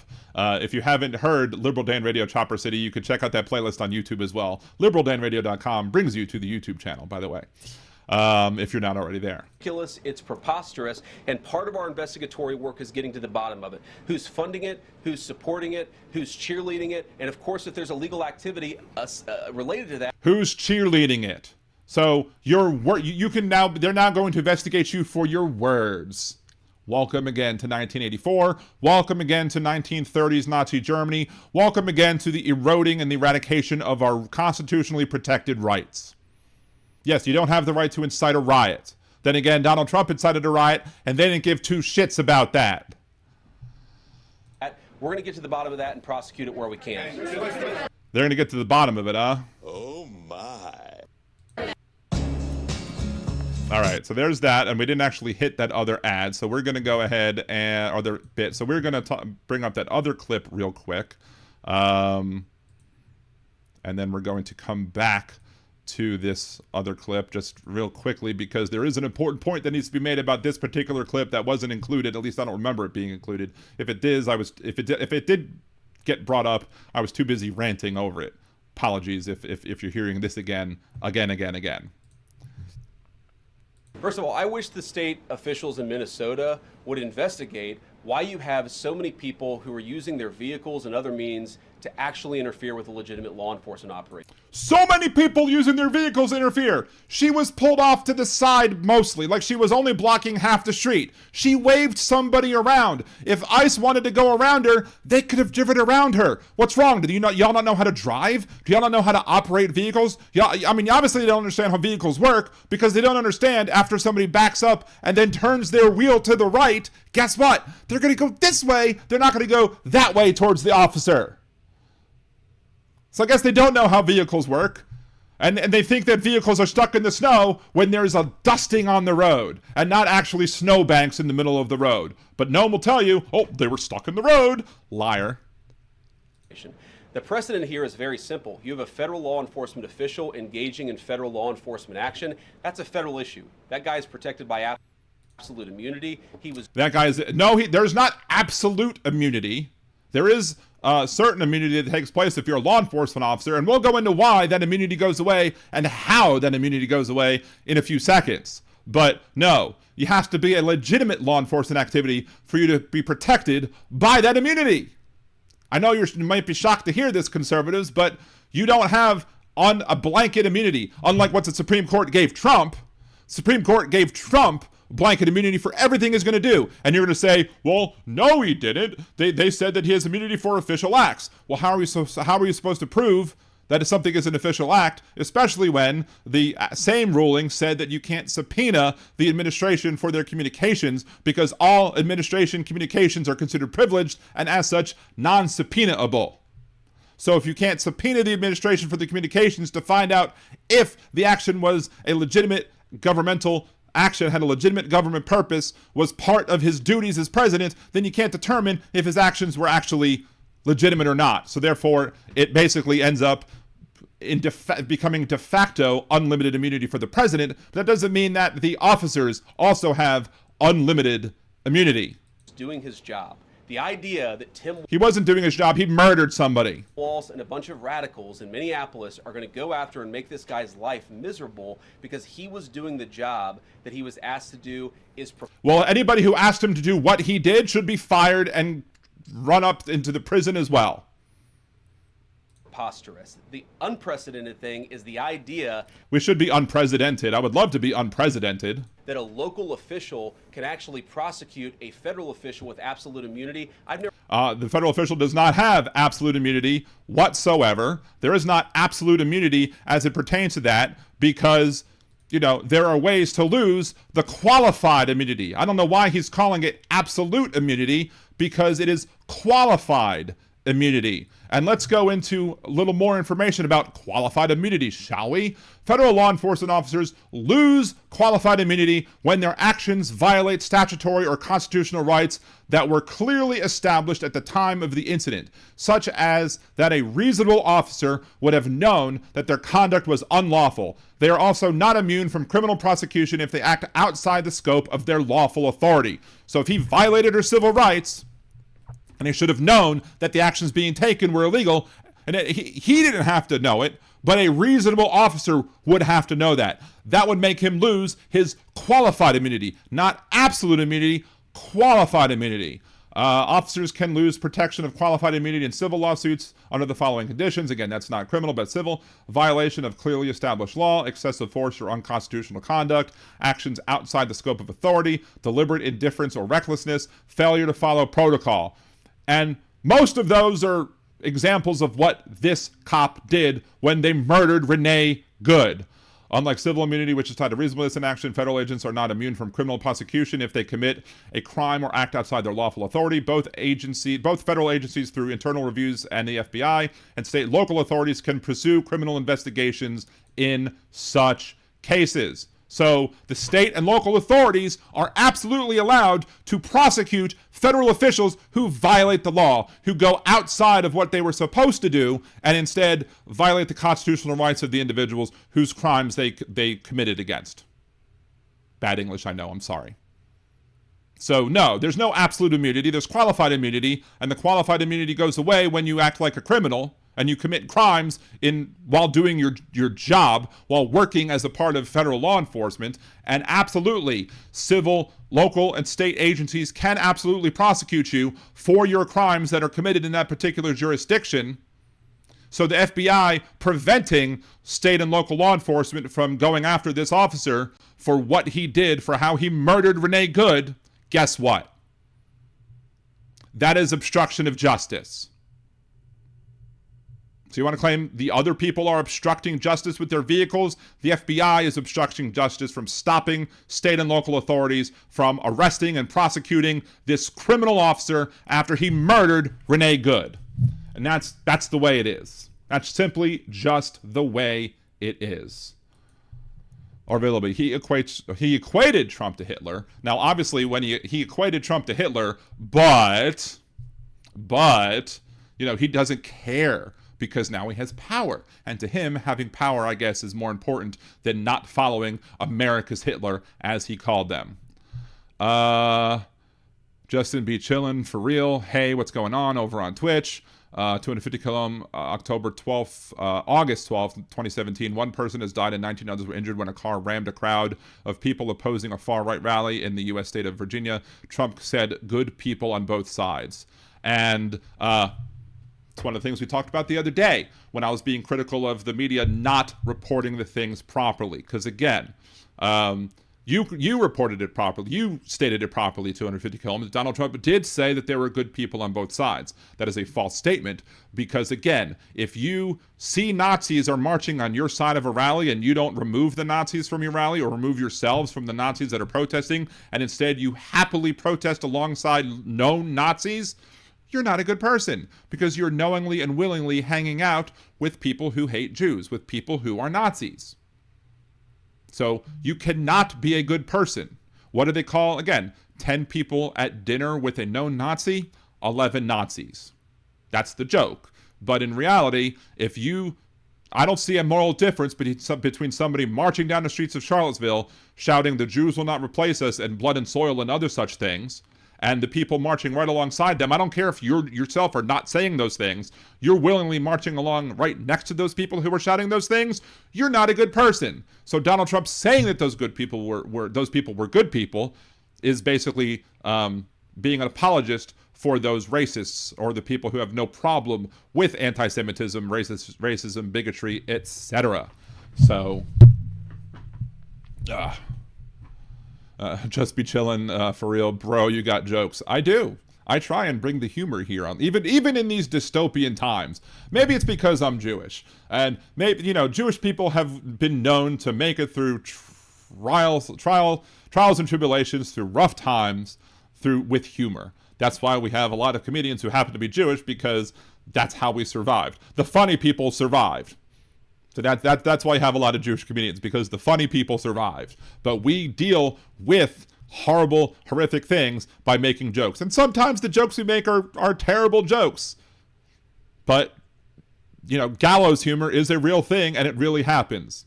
And that's why we've survived all these years. So, Fancy goes, everyone share Dan's show, let's make him famous. Thank you, Fancy, appreciate you. We discussed that a little earlier today as well. But yes, I would love to be able to become famous or whatever, but it's gonna require me having more than 1,400 subscribers. We need to get those numbers way up. So if you're here watching on Twitch, still appreciate you for watching on Twitch. All 20 people who remained after, you know, with the House Sparks raid, I appreciate you for that. I just want to let you know we are ending the show soon, but if you've not listened, if you've not heard any of the Liberal Dan Radio music, we do have, you know, we are going to play Liberal Dan Radio music to end the show, including the Had Biden Done It, including the 3 other ones that I made for the show, just to give you all an example and see that. And those songs are available on Spotify. You can look up the Liberal Dan Radio playlist on Spotify. It should be linked to in some of my videos as well, I think, over on YouTube. Those videos are also available on YouTube if you want to share those videos directly of the songs that I created. So please go ahead and share those things as well. Jeff, how do I share it? I don't do any social media. Start doing social media? I don't know. Trump, I am the less racist person here. Yeah, sure, Trump. Exactly. Yeah, or will be very fine people on both sides. Exactly. They're not very fine people. Thank you, Walter Cronkite. I don't know. Maybe it's more like be like Kronk from the movie, be like Walter Cronkite, right? Michael McAndrew, stand up for women's rights. Yeah, I didn't do much talking on women's rights. You know, we do stand up for women's rights here on Liberal Dan Radio, Talk from Left. That's right. There is a entire playlist of unraveling toxic masculinity that you can check out over on YouTube as well. LiberalDanRadio.com is the easy way to get to the YouTube channel, and there are other playlists as well where we discuss certain things like that, and we've deal with that, issues like rape culture, etc.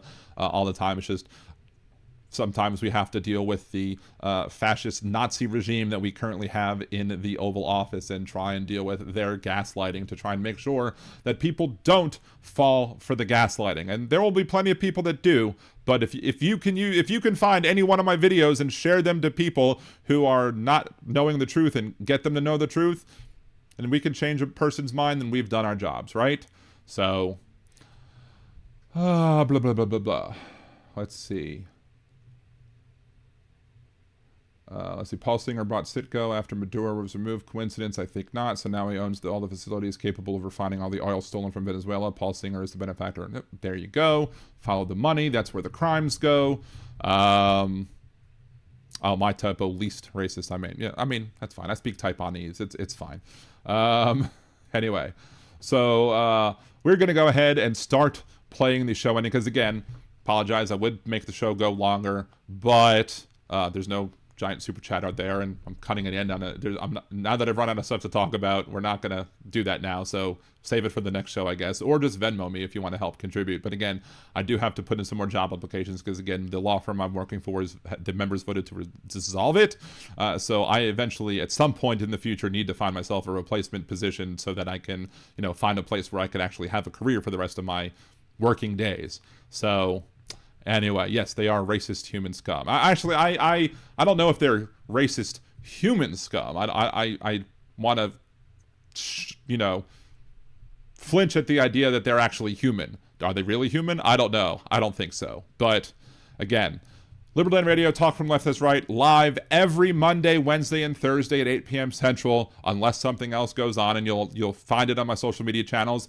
I'm Liberal Dan Radio on Twitter, on Blue Sky, on Twitch, TikTok, YouTube, Facebook, Instagram, and Substack as well. I'm going to start trying to put some content up on Substack as well. And of course, if you want to support the show, you can become a Liberal Dan Radio patron, patreon.com/liberaldan or patreon.liberaldan.com. You can gift subscriptions on Twitch, or you can buy them, or you can use Amazon Prime like Jolie did and get your subscription for free. You can also gift memberships over on YouTube, help people become a Liberal Danimal by, you can become a Danimal yourself, or you can gift other subscriptions to other people, super chats, super stickers, etc. But again, the most important thing to do to help the algorithm, because Al Gore needs more rhythm, go on liberaldanradio.com, the YouTube channel, like, comment, and share videos. That'll help grow the channel even more with all of the clips that I'm creating and help and getting out there. The more we push these clips, the more we interact with them, the more that other people will see them, because the algorithm will be like, oh, these things are popular, and as such, more people should see them, and that will cause a snowballing effect, hopefully, to get the show taking off. Because who knows, maybe at some point the show, I'll be able to survive just on the show alone, but not at the current subscription and membership levels that we have. But again, I don't expect that to happen this year, but it would be nice to happen, especially whilst we're sitting here and fighting this Nazi, fascist, racist, bloodthirsty bootlickers of the Mar-a-Lago Gestapo. Until next time I see you, thank you very much. Come back here, listen to more Liberal Dan Radio talk from left, that's right. Again, we will end the show with some of our Liberal Dan Radio original music, including the atrocious at every game favorite who just popped into the Twitch chat. You're too late because we're ending the show, but you're not too late to hear your favorite song, and we will see you next time. Have a great one. Peace.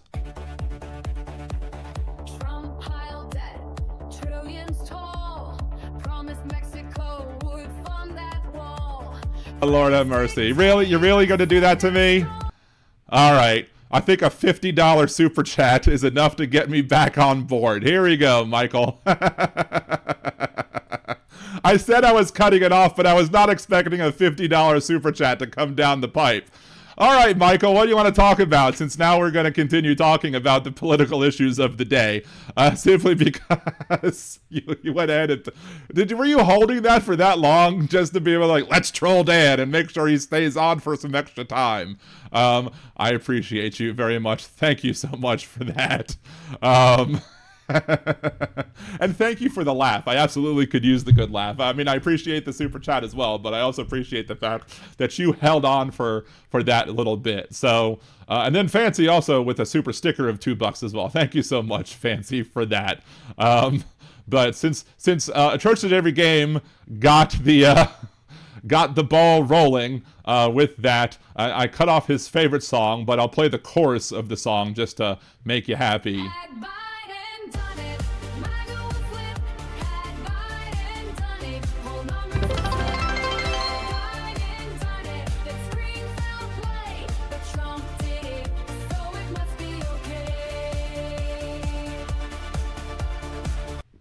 So let's change topics completely now. Michael was talking about fighting for women's rights, and I actually had a discussion on one of the Facebook groups I'm a member of, and so we're going to be talking a little bit, I guess, now about rape culture. And rape and false accusations of rape, because it is my opinion here, like just to give a little history of what happened to me as a teenager. There are a lot of people that are out there who like to make a big deal about false accusations of rape. All right. So we're going to talk about this a little bit because it was on my mind and I was like kind of keeping it in my back pocket. Maybe we talk about it Monday, but we're going to talk about it today because of Michael. Thank you so much. There are people out there like one of the guys' name, I want to say his name is Paul Elam or whatever. He is a guy who is a so-called men's rights activist. He's somebody that's posited that in order to solve the problem that is false accusations, the pandemic or endemic or whatever you want to call it of false accusations in this country, which isn't a thing, that he suggested that anybody who's on a jury on a rape case should basically just vote to acquit automatically until we solve the problem of what's going on with false accusations. Now, it is the policy here of Liberal Dan Radio Talk from Left, That's Right, that we do not give undue weight to false accusations. We want to make sure that when we discuss that topic, that we also discuss the other topic of rape, people getting raped a lot more, because most of the people who say and come forward with an accusation of rape are telling the truth. And actually, most of the people that are raped don't even come forward because of the rape culture that we live in, because we live in a society that makes it easier for people to get away with committing acts of violence, especially against women. Of course, there are men who are victims of rape as well. There are men who are, either child abuse when they're kids or whatever. So there are plenty of examples of people who don't come forward and say, this happened to me because of how society treats victims in this country. But I'll be honest, we've talked about this before, and I'll talk about it again, I'm sure. When I was a teenager, there was a person who accused me of sexually assaulting them.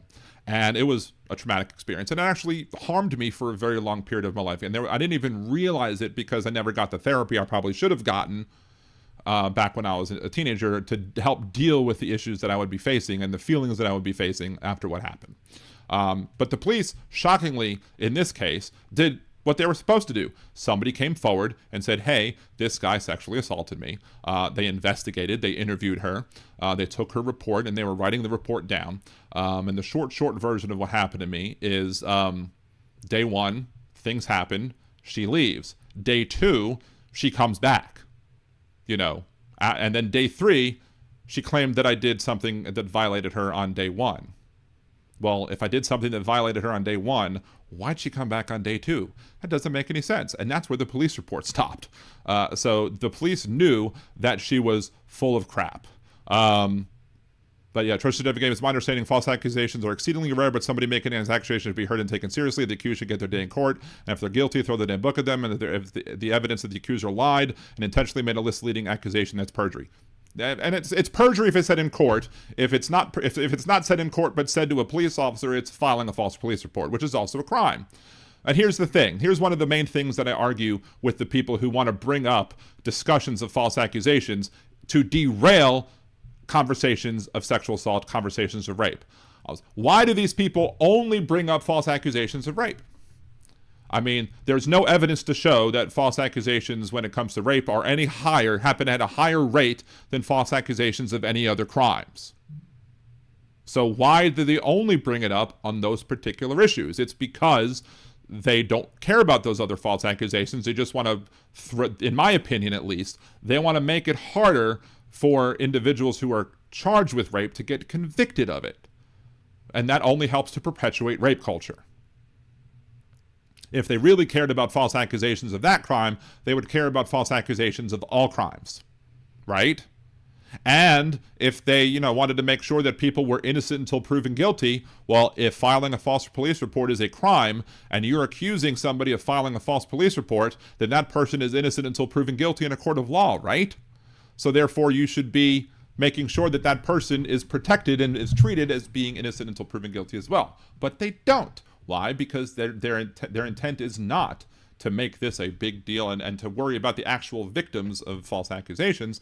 They just want to make it easier for people to get off when they are charged with a crime of rape.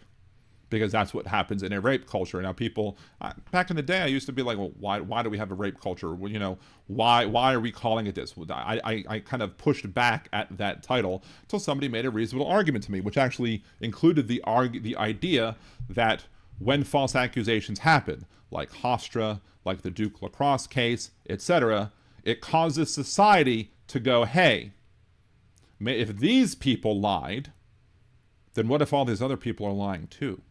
And then that makes it harder to get a conviction because they're going to think that all of these women are just a bunch of lying whores. And then what? More people are able to get away with their crimes. And they've done studies that show that individuals, when these studies are being done privately, then they can't identify who's filling out these forms, where more people will admit that they actually raped somebody than they would admit if it was actually done in an in-person interview.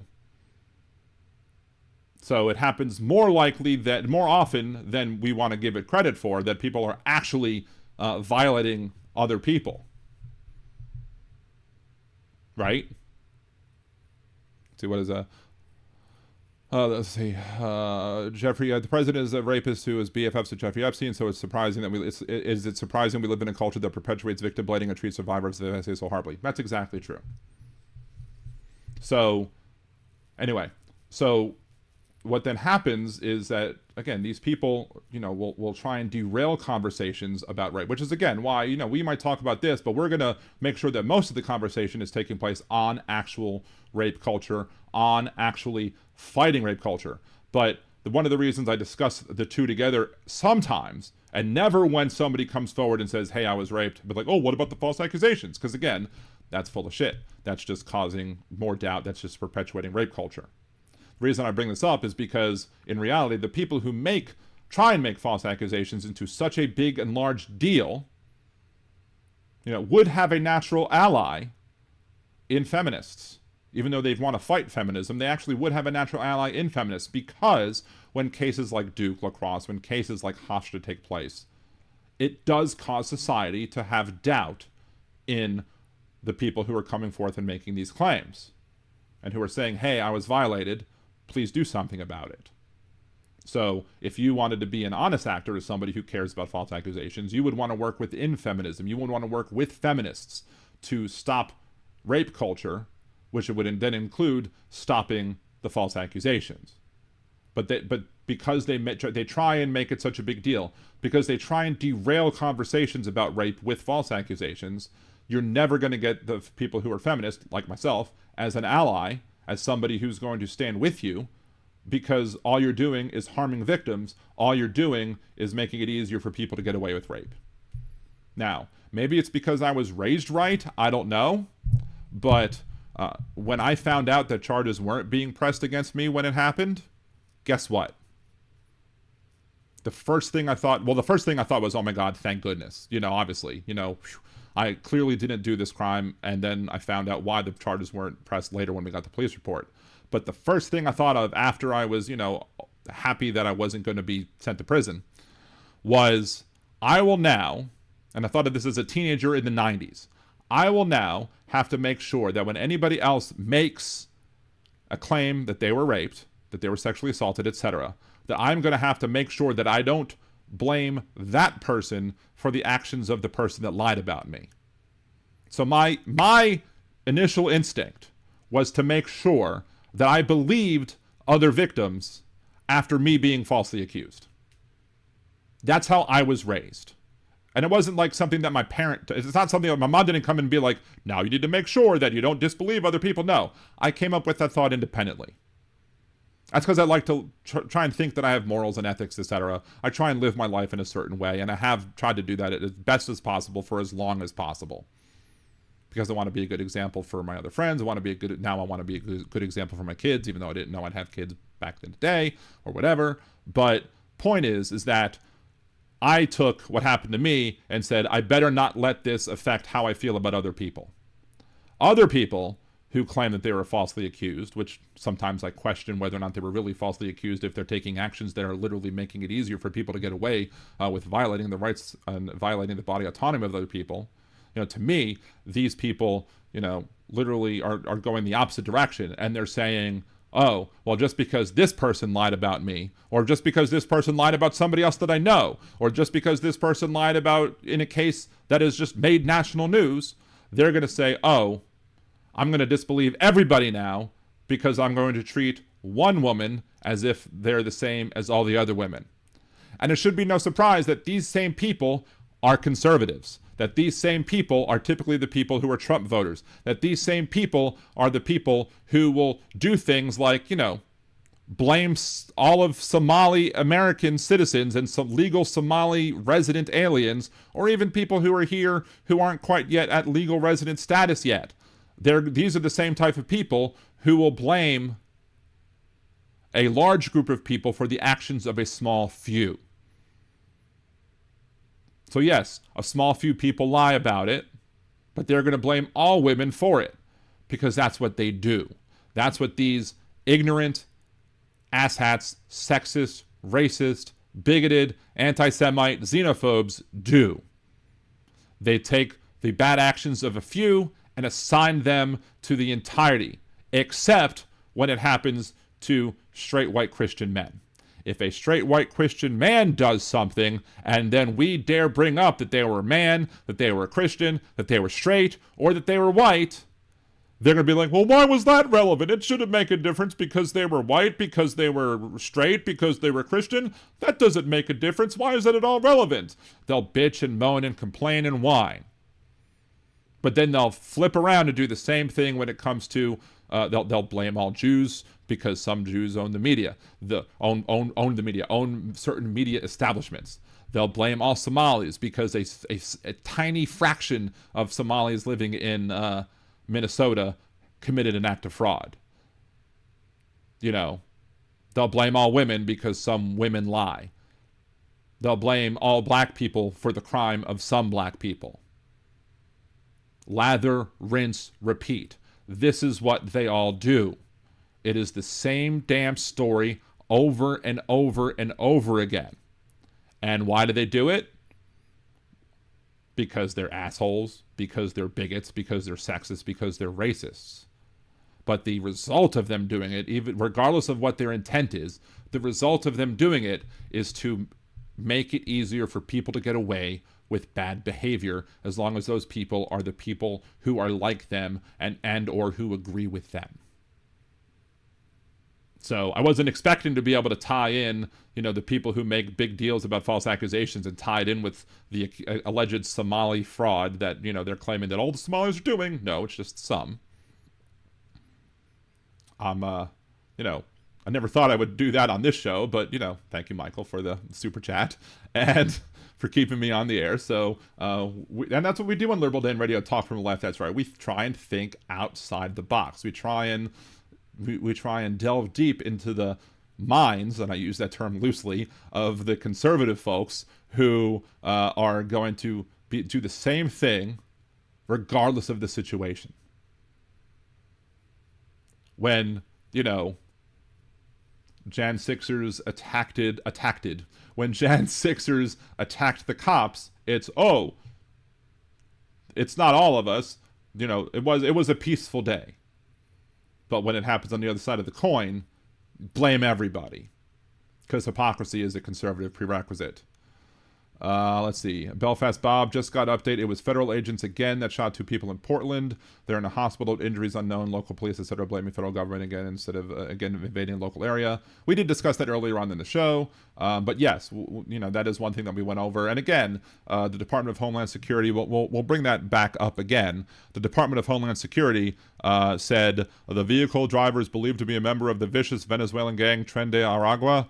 When agents identified themselves and vehicle occupants, the driver weaponized the vehicle and attempted to run over the law enforcement agents, which is of course a bunch of bullshit, because why would I believe that this individual weaponized the vehicle when they lied and said that the individual that Renee Good, that she weaponized her vehicle as well. Again, they're going to use that same lie over and over and over and over again.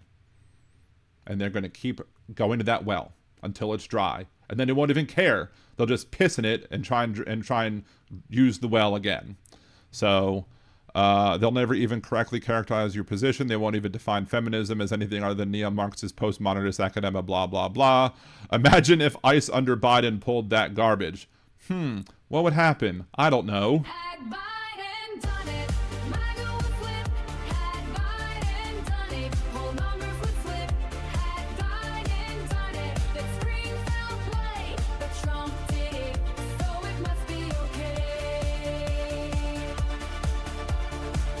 That's right, it's the Liberal Dan Radio Jukebox here, live on Liberal Dan Radio, Talk from the Left, that's right. Anyway. Angel from Canada, exactly. Somalis are being blamed for the fraud when in fact 2 white women were prosecuted and convicted in a $250 million fraud case. They both were indicted and convicted while Biden was president. Again, Biden convicts the people, but yet they try and blame Biden for the people who are here, who they claim are here illegally, but even though they're not here illegally. Yes, Joseph Goebbels' playbook, 100%. Nick Rich, why doesn't everyone residing in the USA feel like the government doesn't give a shit about them these days? Even a lot of citizens feel endangered by us and others. Well, I mean, yeah. I mean, because they should be. I mean, we now have a white woman citizen who has been murdered by ICE. If they can do it to her, they can do it to you. Hell, if they can do it to the individual, if they can violate the civil rights of people who are here, you know, regardless of their legality, regardless of whether or not they have violated our border policies or not, regardless of them being documented or not, regardless of them having a work permit or not, regardless of whatever the factors that you know, explain why they're here, they don't care. They don't care one bit. Wait, Bondi is trying to take credit for those convictions for all the cases that Biden's DOJ brought to court. Of course they would, because, you know, they're going to, if they can't blame Biden for something, they're going to take credit for it. It's just like the drug price thing. Biden signed an executive order that reduced drug prices. One of the first things that Trump did when he got into office was to rescind that executive order. And then he made an executive order that basically redid the executive order that Biden did to try and take credit for what Biden did. Had Biden tried to take credit for, you know, doing things that happened under, I don't know why Biden would try and take credit for things that happened under Trump, but had he tried to do that, conservative MAGA folks would be like, well, Trump did it. Trump did that. That wasn't something that you did. It's something that Trump did. But when Trump does something that Biden takes credit for stuff Biden did, it's like, oh, it wasn't Biden, it was Trump. Had Biden done it, MAGA would flip. Had Biden done it, whole numbers would flip. Had Biden done it, that scream foul play. But Trump did it, so it must be okay. Big Hook, as Neil deGrasse Tyson says, eyewitness testimony is the least reliable testimony, but it's given the highest credibility in court, especially if it's a cop as a witness. And I've seen that video where he talks about him. He was sitting as a member of the jury, and they were questioning him whether or not he would be able to understand certain things. And then he proved his point to the judge because I think it was the judge that misrepresented the words that Neil deGrasse Tyson said just 5 minutes before. And Neil deGrasse Tyson is basically saying, well, you know, if you can't get, I just said something 5 minutes ago, I might be misquoting it or misparaphrasing it or whatever, but I said something 5 minutes ago and you can't even quote me right within the last 5 minutes.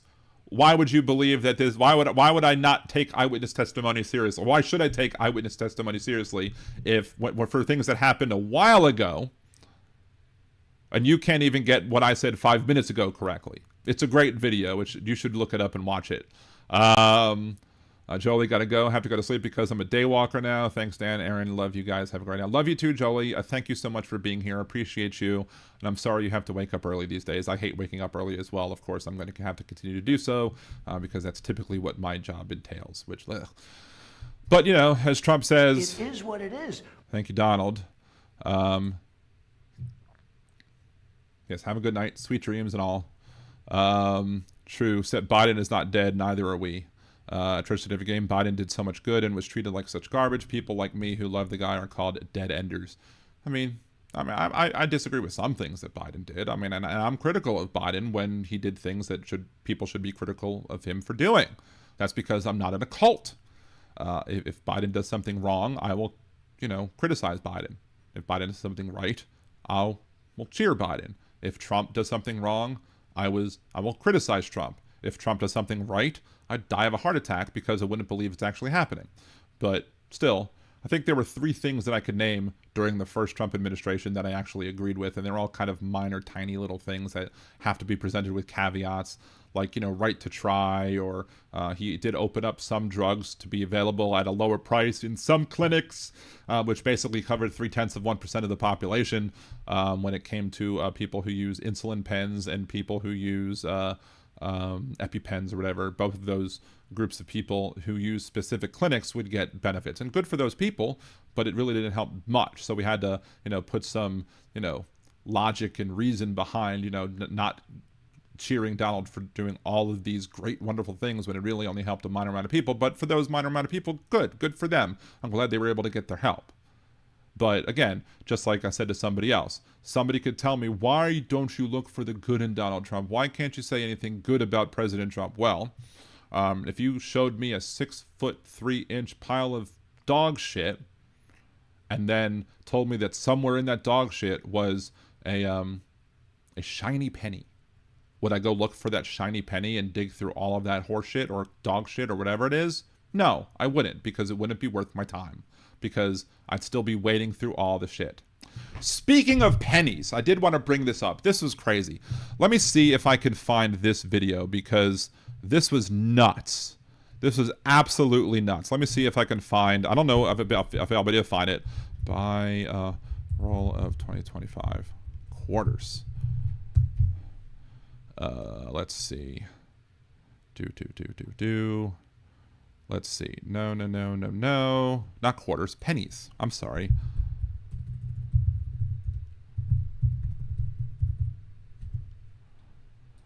I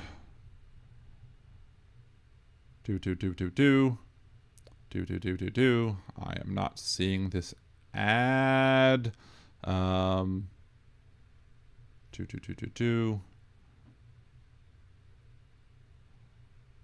Anyway, point of this is I can't find the ad particularly. I should have recorded it live as I was seeing it. But I saw a commercial that basically said that you can buy a roll of 50 uncirculated 2025 pennies for $9.99. I'll let y'all sit on that for a second. You can buy a roll of 50 pennies for $9.99. And they said that they wanted to be able to not just, they didn't want to sell it for $9.99. They wanted to sell it for like $20 or $30 or something. Because, again, this is the last casting of the circles, the roundels or whatever. This is the last time that they're ever going to make these pennies, and once it's up, there'll be no more pressed pennies. And so what they're doing is they're taking those pennies that are shiny and new and, not circulated, putting them in a roll and trying to sell 50 cents worth of currency to you for $9.99. A sucker, was it P.T. Barnum that said a sucker is born every minute? Like, who is going to sit there and buy a roll? I mean, is this the new speculation or whatever? Is this Bitcoin for poor people? Is this Bitcoin for the lower class? Or is this Bitcoin for the people who fell for the fraud of Trump University? Is this Bitcoin for people that fell for any of his other frauds? Like, just for, again, you might not have a whole bunch of money to buy a singular Bitcoin, but maybe if I buy 50 cents worth of pennies for $9.99, somehow I'll recoup my money. This is, again, how stupid I'm sure there are people who are going to be lining up out the door trying to get themselves a roll of 50 cents for $9.99, which just goes to show you how just very stupid people are. Fancy. Yeah, my low-class ass wants some of those pennies. I mean, fine. I mean, if I get a fresh and shiny 2025 penny, maybe I'll keep it just for the shits and giggles of getting one of the last pennies that has ever been created. I'm not going to spend $10 to buy 50 cents worth of pennies. It's absurd. Yeah, 250 comb, not even copper. I have mint coins. They were gifts from grandparents back in the 60s and 70s. There are people that are sitting on like buckets, like Home Depot orange buckets full of pure copper pennies, waiting for them to be, I guess, not even just out of circulation, but no longer to be considered. They're basically waiting for the government to say, it's okay for you to destroy this money, so then they can go ahead and melt down the copper and sell it. Or maybe just sell it to other people so they can melt down the copper and use it. But again, those people aren't people who paid $10 for 50 cents worth of coins. Those people paid a penny for a penny and just are sitting on them or trying to collect them because they're worth more than a penny if you just weigh the copper. But anybody who's going to buy, I mean, I'm sorry. If there's anybody here who actually wants to buy a roll of 50 cents worth of pennies for $10.99, I apologize if you're insulted by this, but I can't for the life of me just justify the idea of spending all that money for pennies. That's literally pennies on the dollar, or dollars for the penny, right? 250 kilom. I have pounds of pennies. I'm lazy, the old ones, and wheatbacks. But there are people in England who maybe have pounds of pounds, right? Just like Steve from across the pond. If it's no Scottish, it's crap. This penny doesn't appreciate the forced retirement. Yeah, no, it doesn't. And hey, penny to create. Good play on words. Sorry.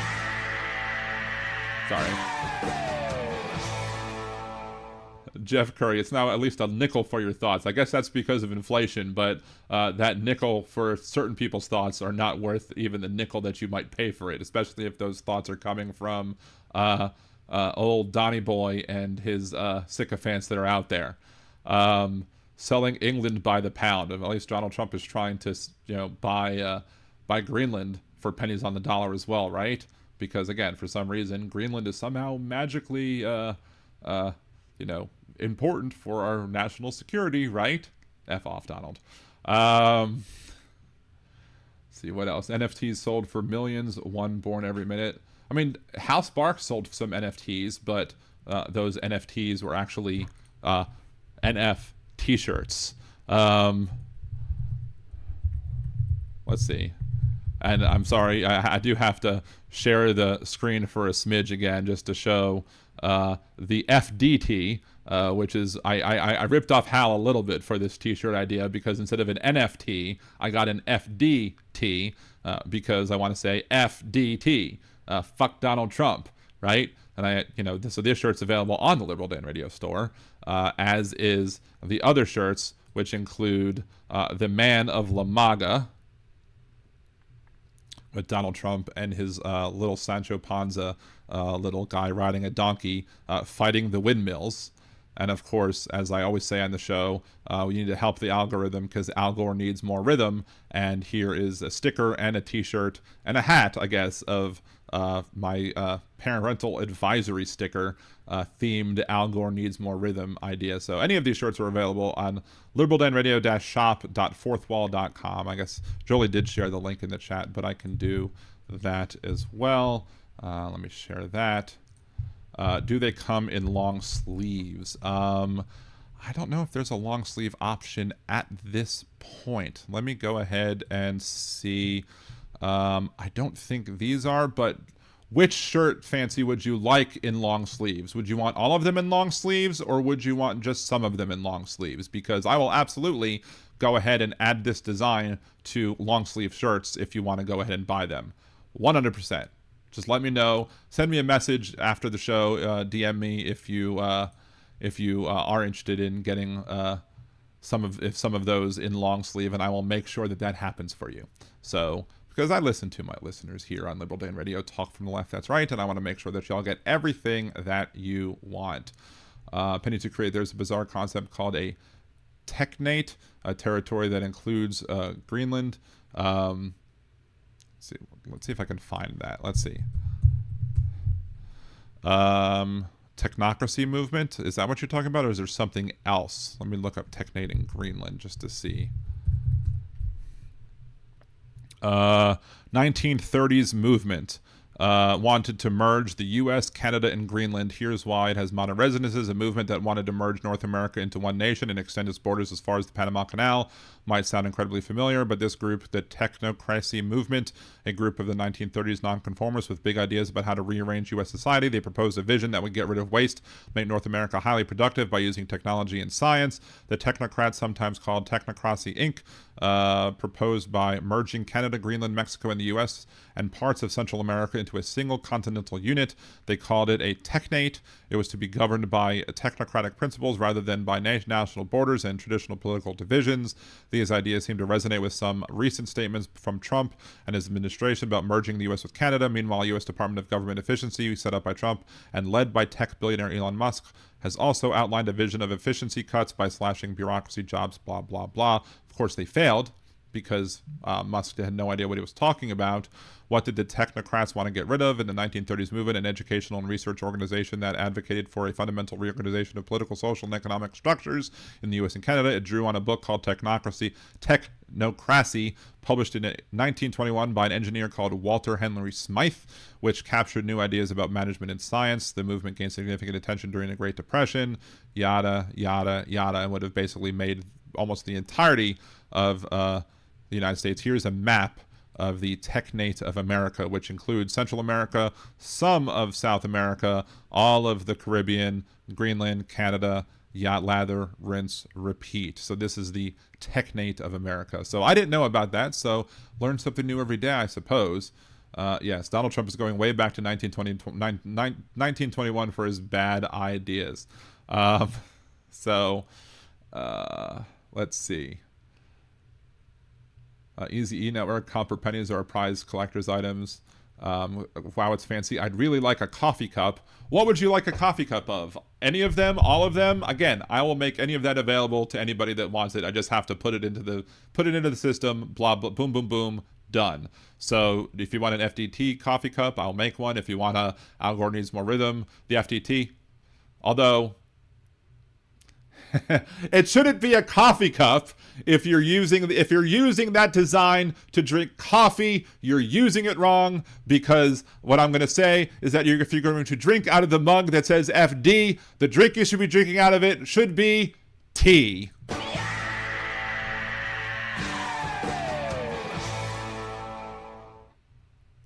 And with that joke, I think we are now at a point where we can go ahead and end the show for a second time tonight. So again, thank you everybody for listening to Liberal Dan Radio, Talk from the Left, that's right.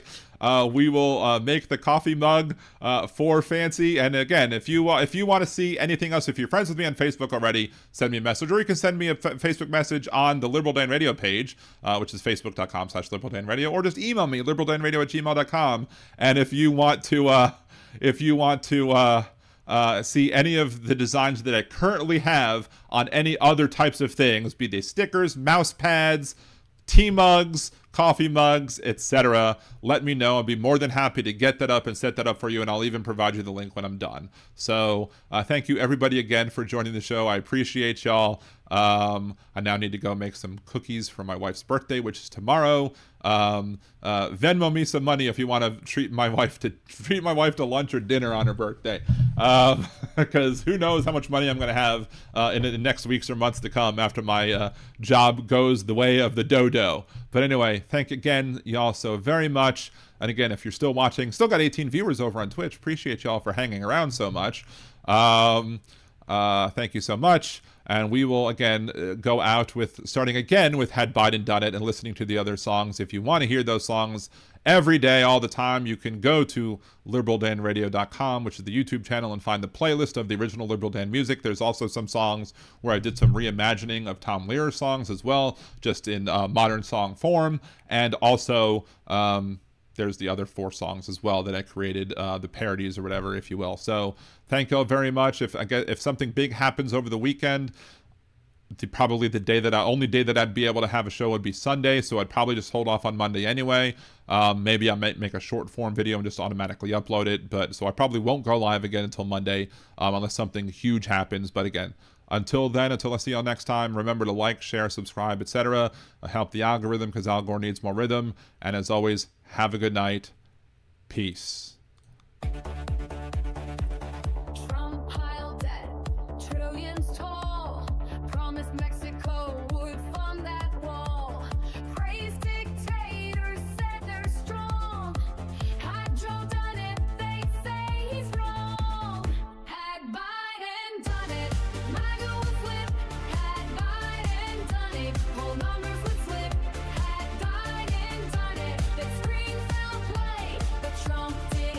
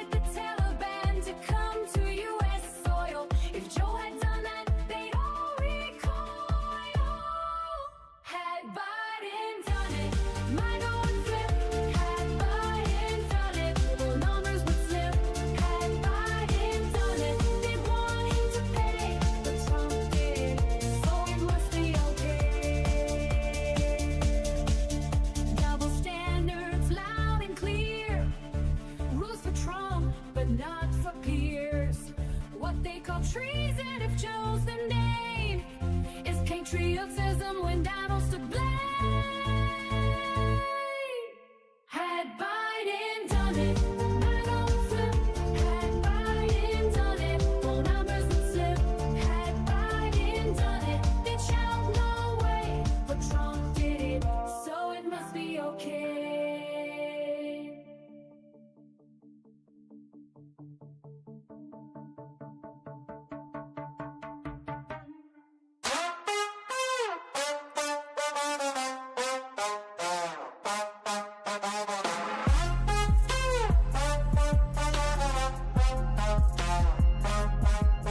Obama and Bush's pictures got hidden, obscuring the past, history rewritten.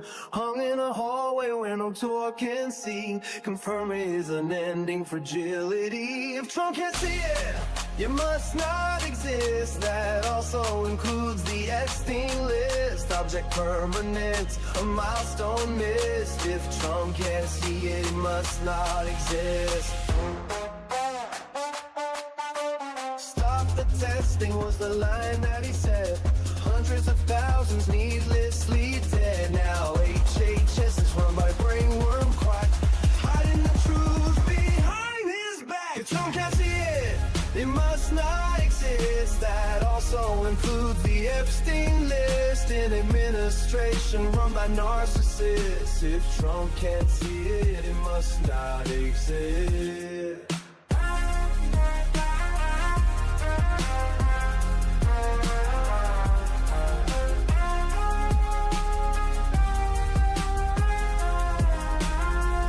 Of documents stacked floor to the wall, top secret folders in a bathroom stall. Charges were pressed, but the case was dropped. A corrupt judicial system he can co-opt. If Trump can't see it, it must not exist. That also includes the Epstein list. He'll swear it's fake news, a liberal twist. If Trump can't see it, it must not exist.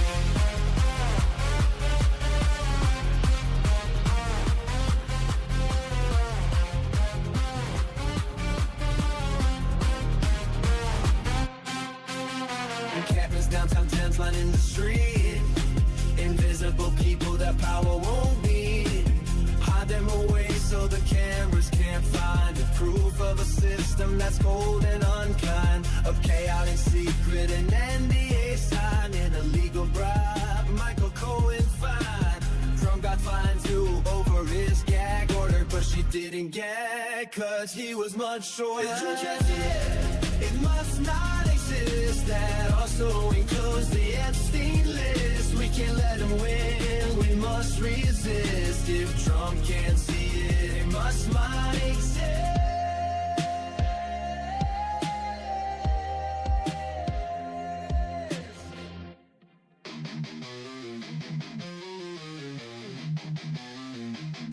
They wrote it in the laws, ink still bleeds. Treating women like soil, just planting seeds. She's gone, brain dead, not even awake. But the state's got a claim, gonna plant its stake. Say it's God's will, say it's life they protect. But they ain't the ones feeling pain or neglect. From Texas to Georgia, they set the trap.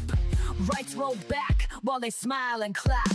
Gilead's here, this is true. Hey MAGA fools, they'll come for you too. So I'm gonna see you later. I'm not gonna be a baby incubator.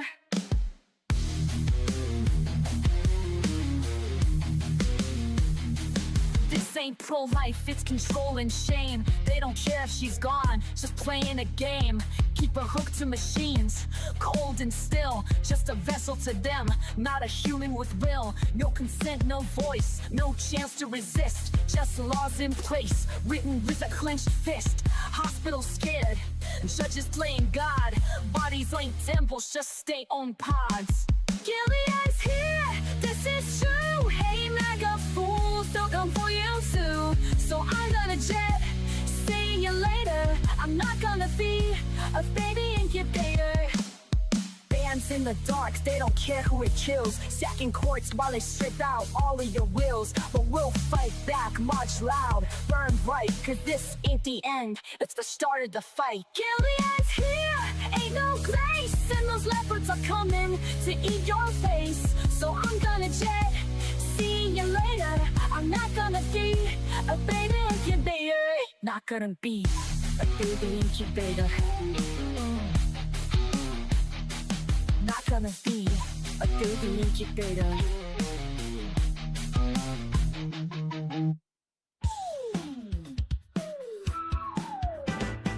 Gather round everyone and I'll tell you a tale about an orange-faced buffoon who should be in a jail. When people say he's done something that goes beyond the pale, he will shake his head and give this answer without fail. A hoax, he says it's all a hoax. When at a press conference or with misspelled keystrokes, he says he tells no lies and that he never jokes. Confronting with the truth, he'll say it's all a hoax. A modern Don Quixote, he hates the windmills, claiming to protect the birds and whales he says they kill.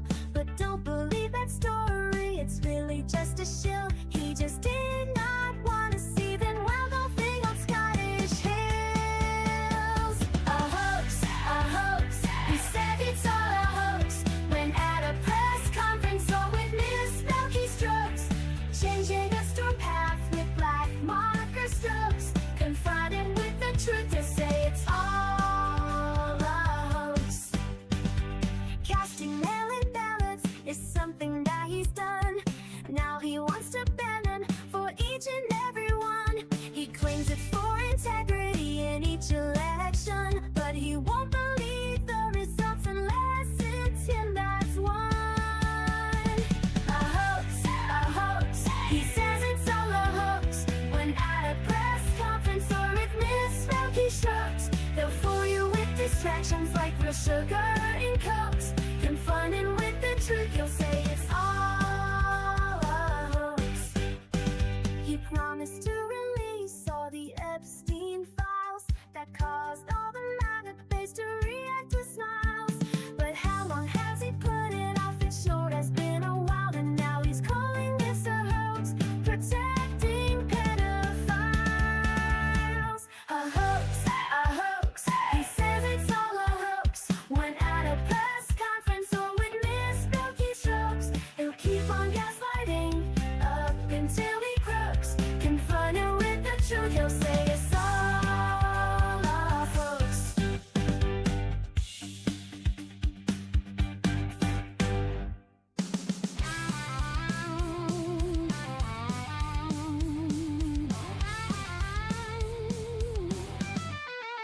The creative director at WGSO had a little something he thought you should know.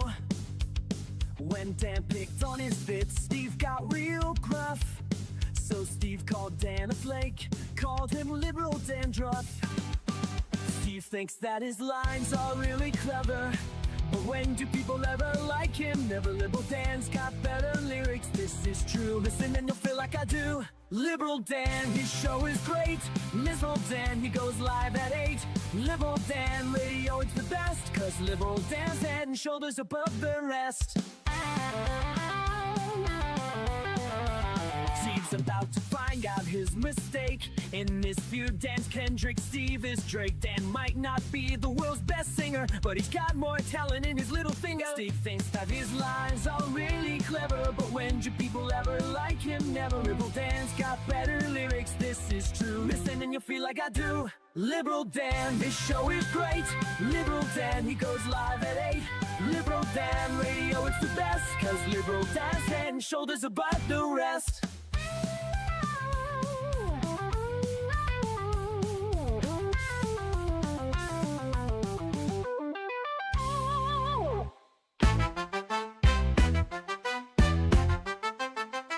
When someone makes a move of which we don't approve, who is it that always intervenes? UN and OASA have their place, I guess, but first send the Marines.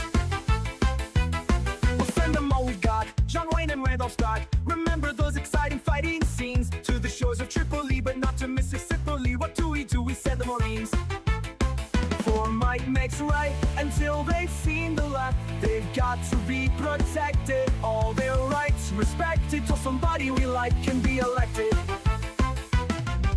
Members of the Corps all hate the thought of war. They'd rather kill them off by peaceful means. Stop calling it aggression. Ooh, we hate that expression. We only want the world to know that we support the status quo.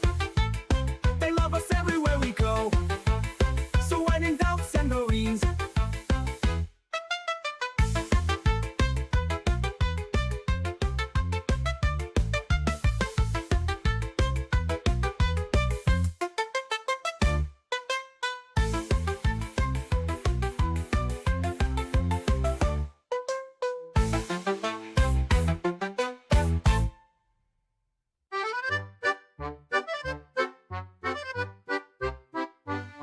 I ache for the touch of your lips, dear, but much more for the touch of your whips, dear.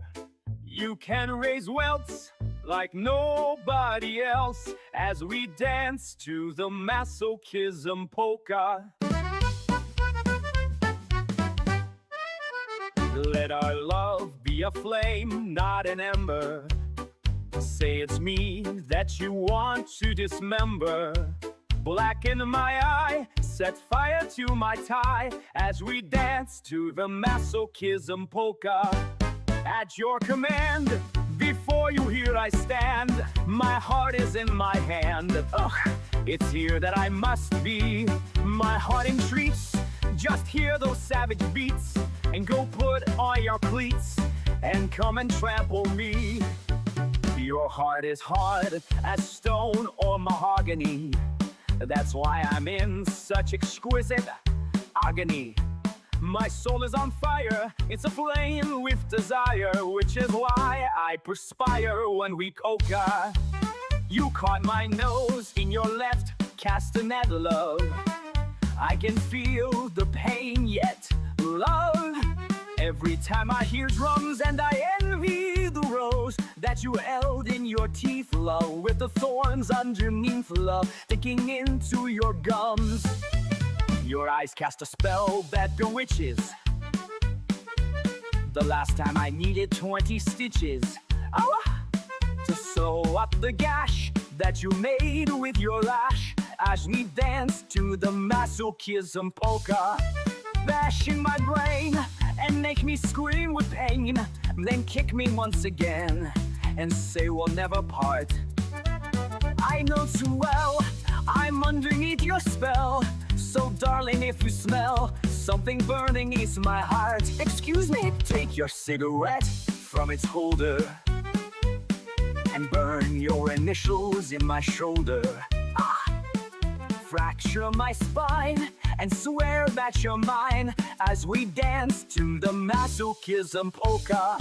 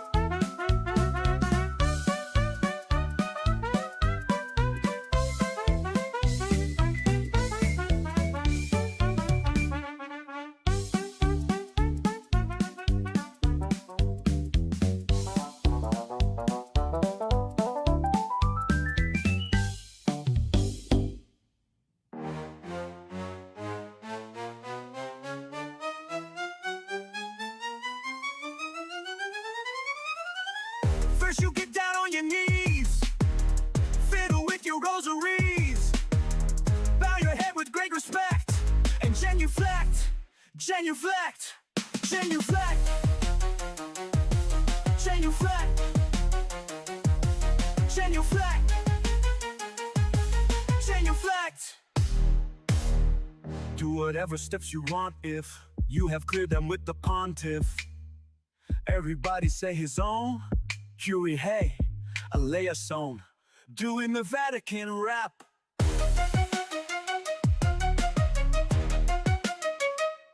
Get in line in that processional. Step into that small confessional. They're the guy who's got religional. Tell you if your sin's original. If it is, try playing it safer. Drink the wine and chew the wafer. 2, 4, 6, 8. Time to transubstantiate. So get down upon your knees. Fiddle with your rosaries. Bow your head with great respect. Genuflect, genuflect, genuflect. Make a cross on your abdomen. We're in a Rome, do like a Roman. Ave Maria, damn, it's good to see ya. Getting ecstatic and sorta dramatic and doing the Vatican rap.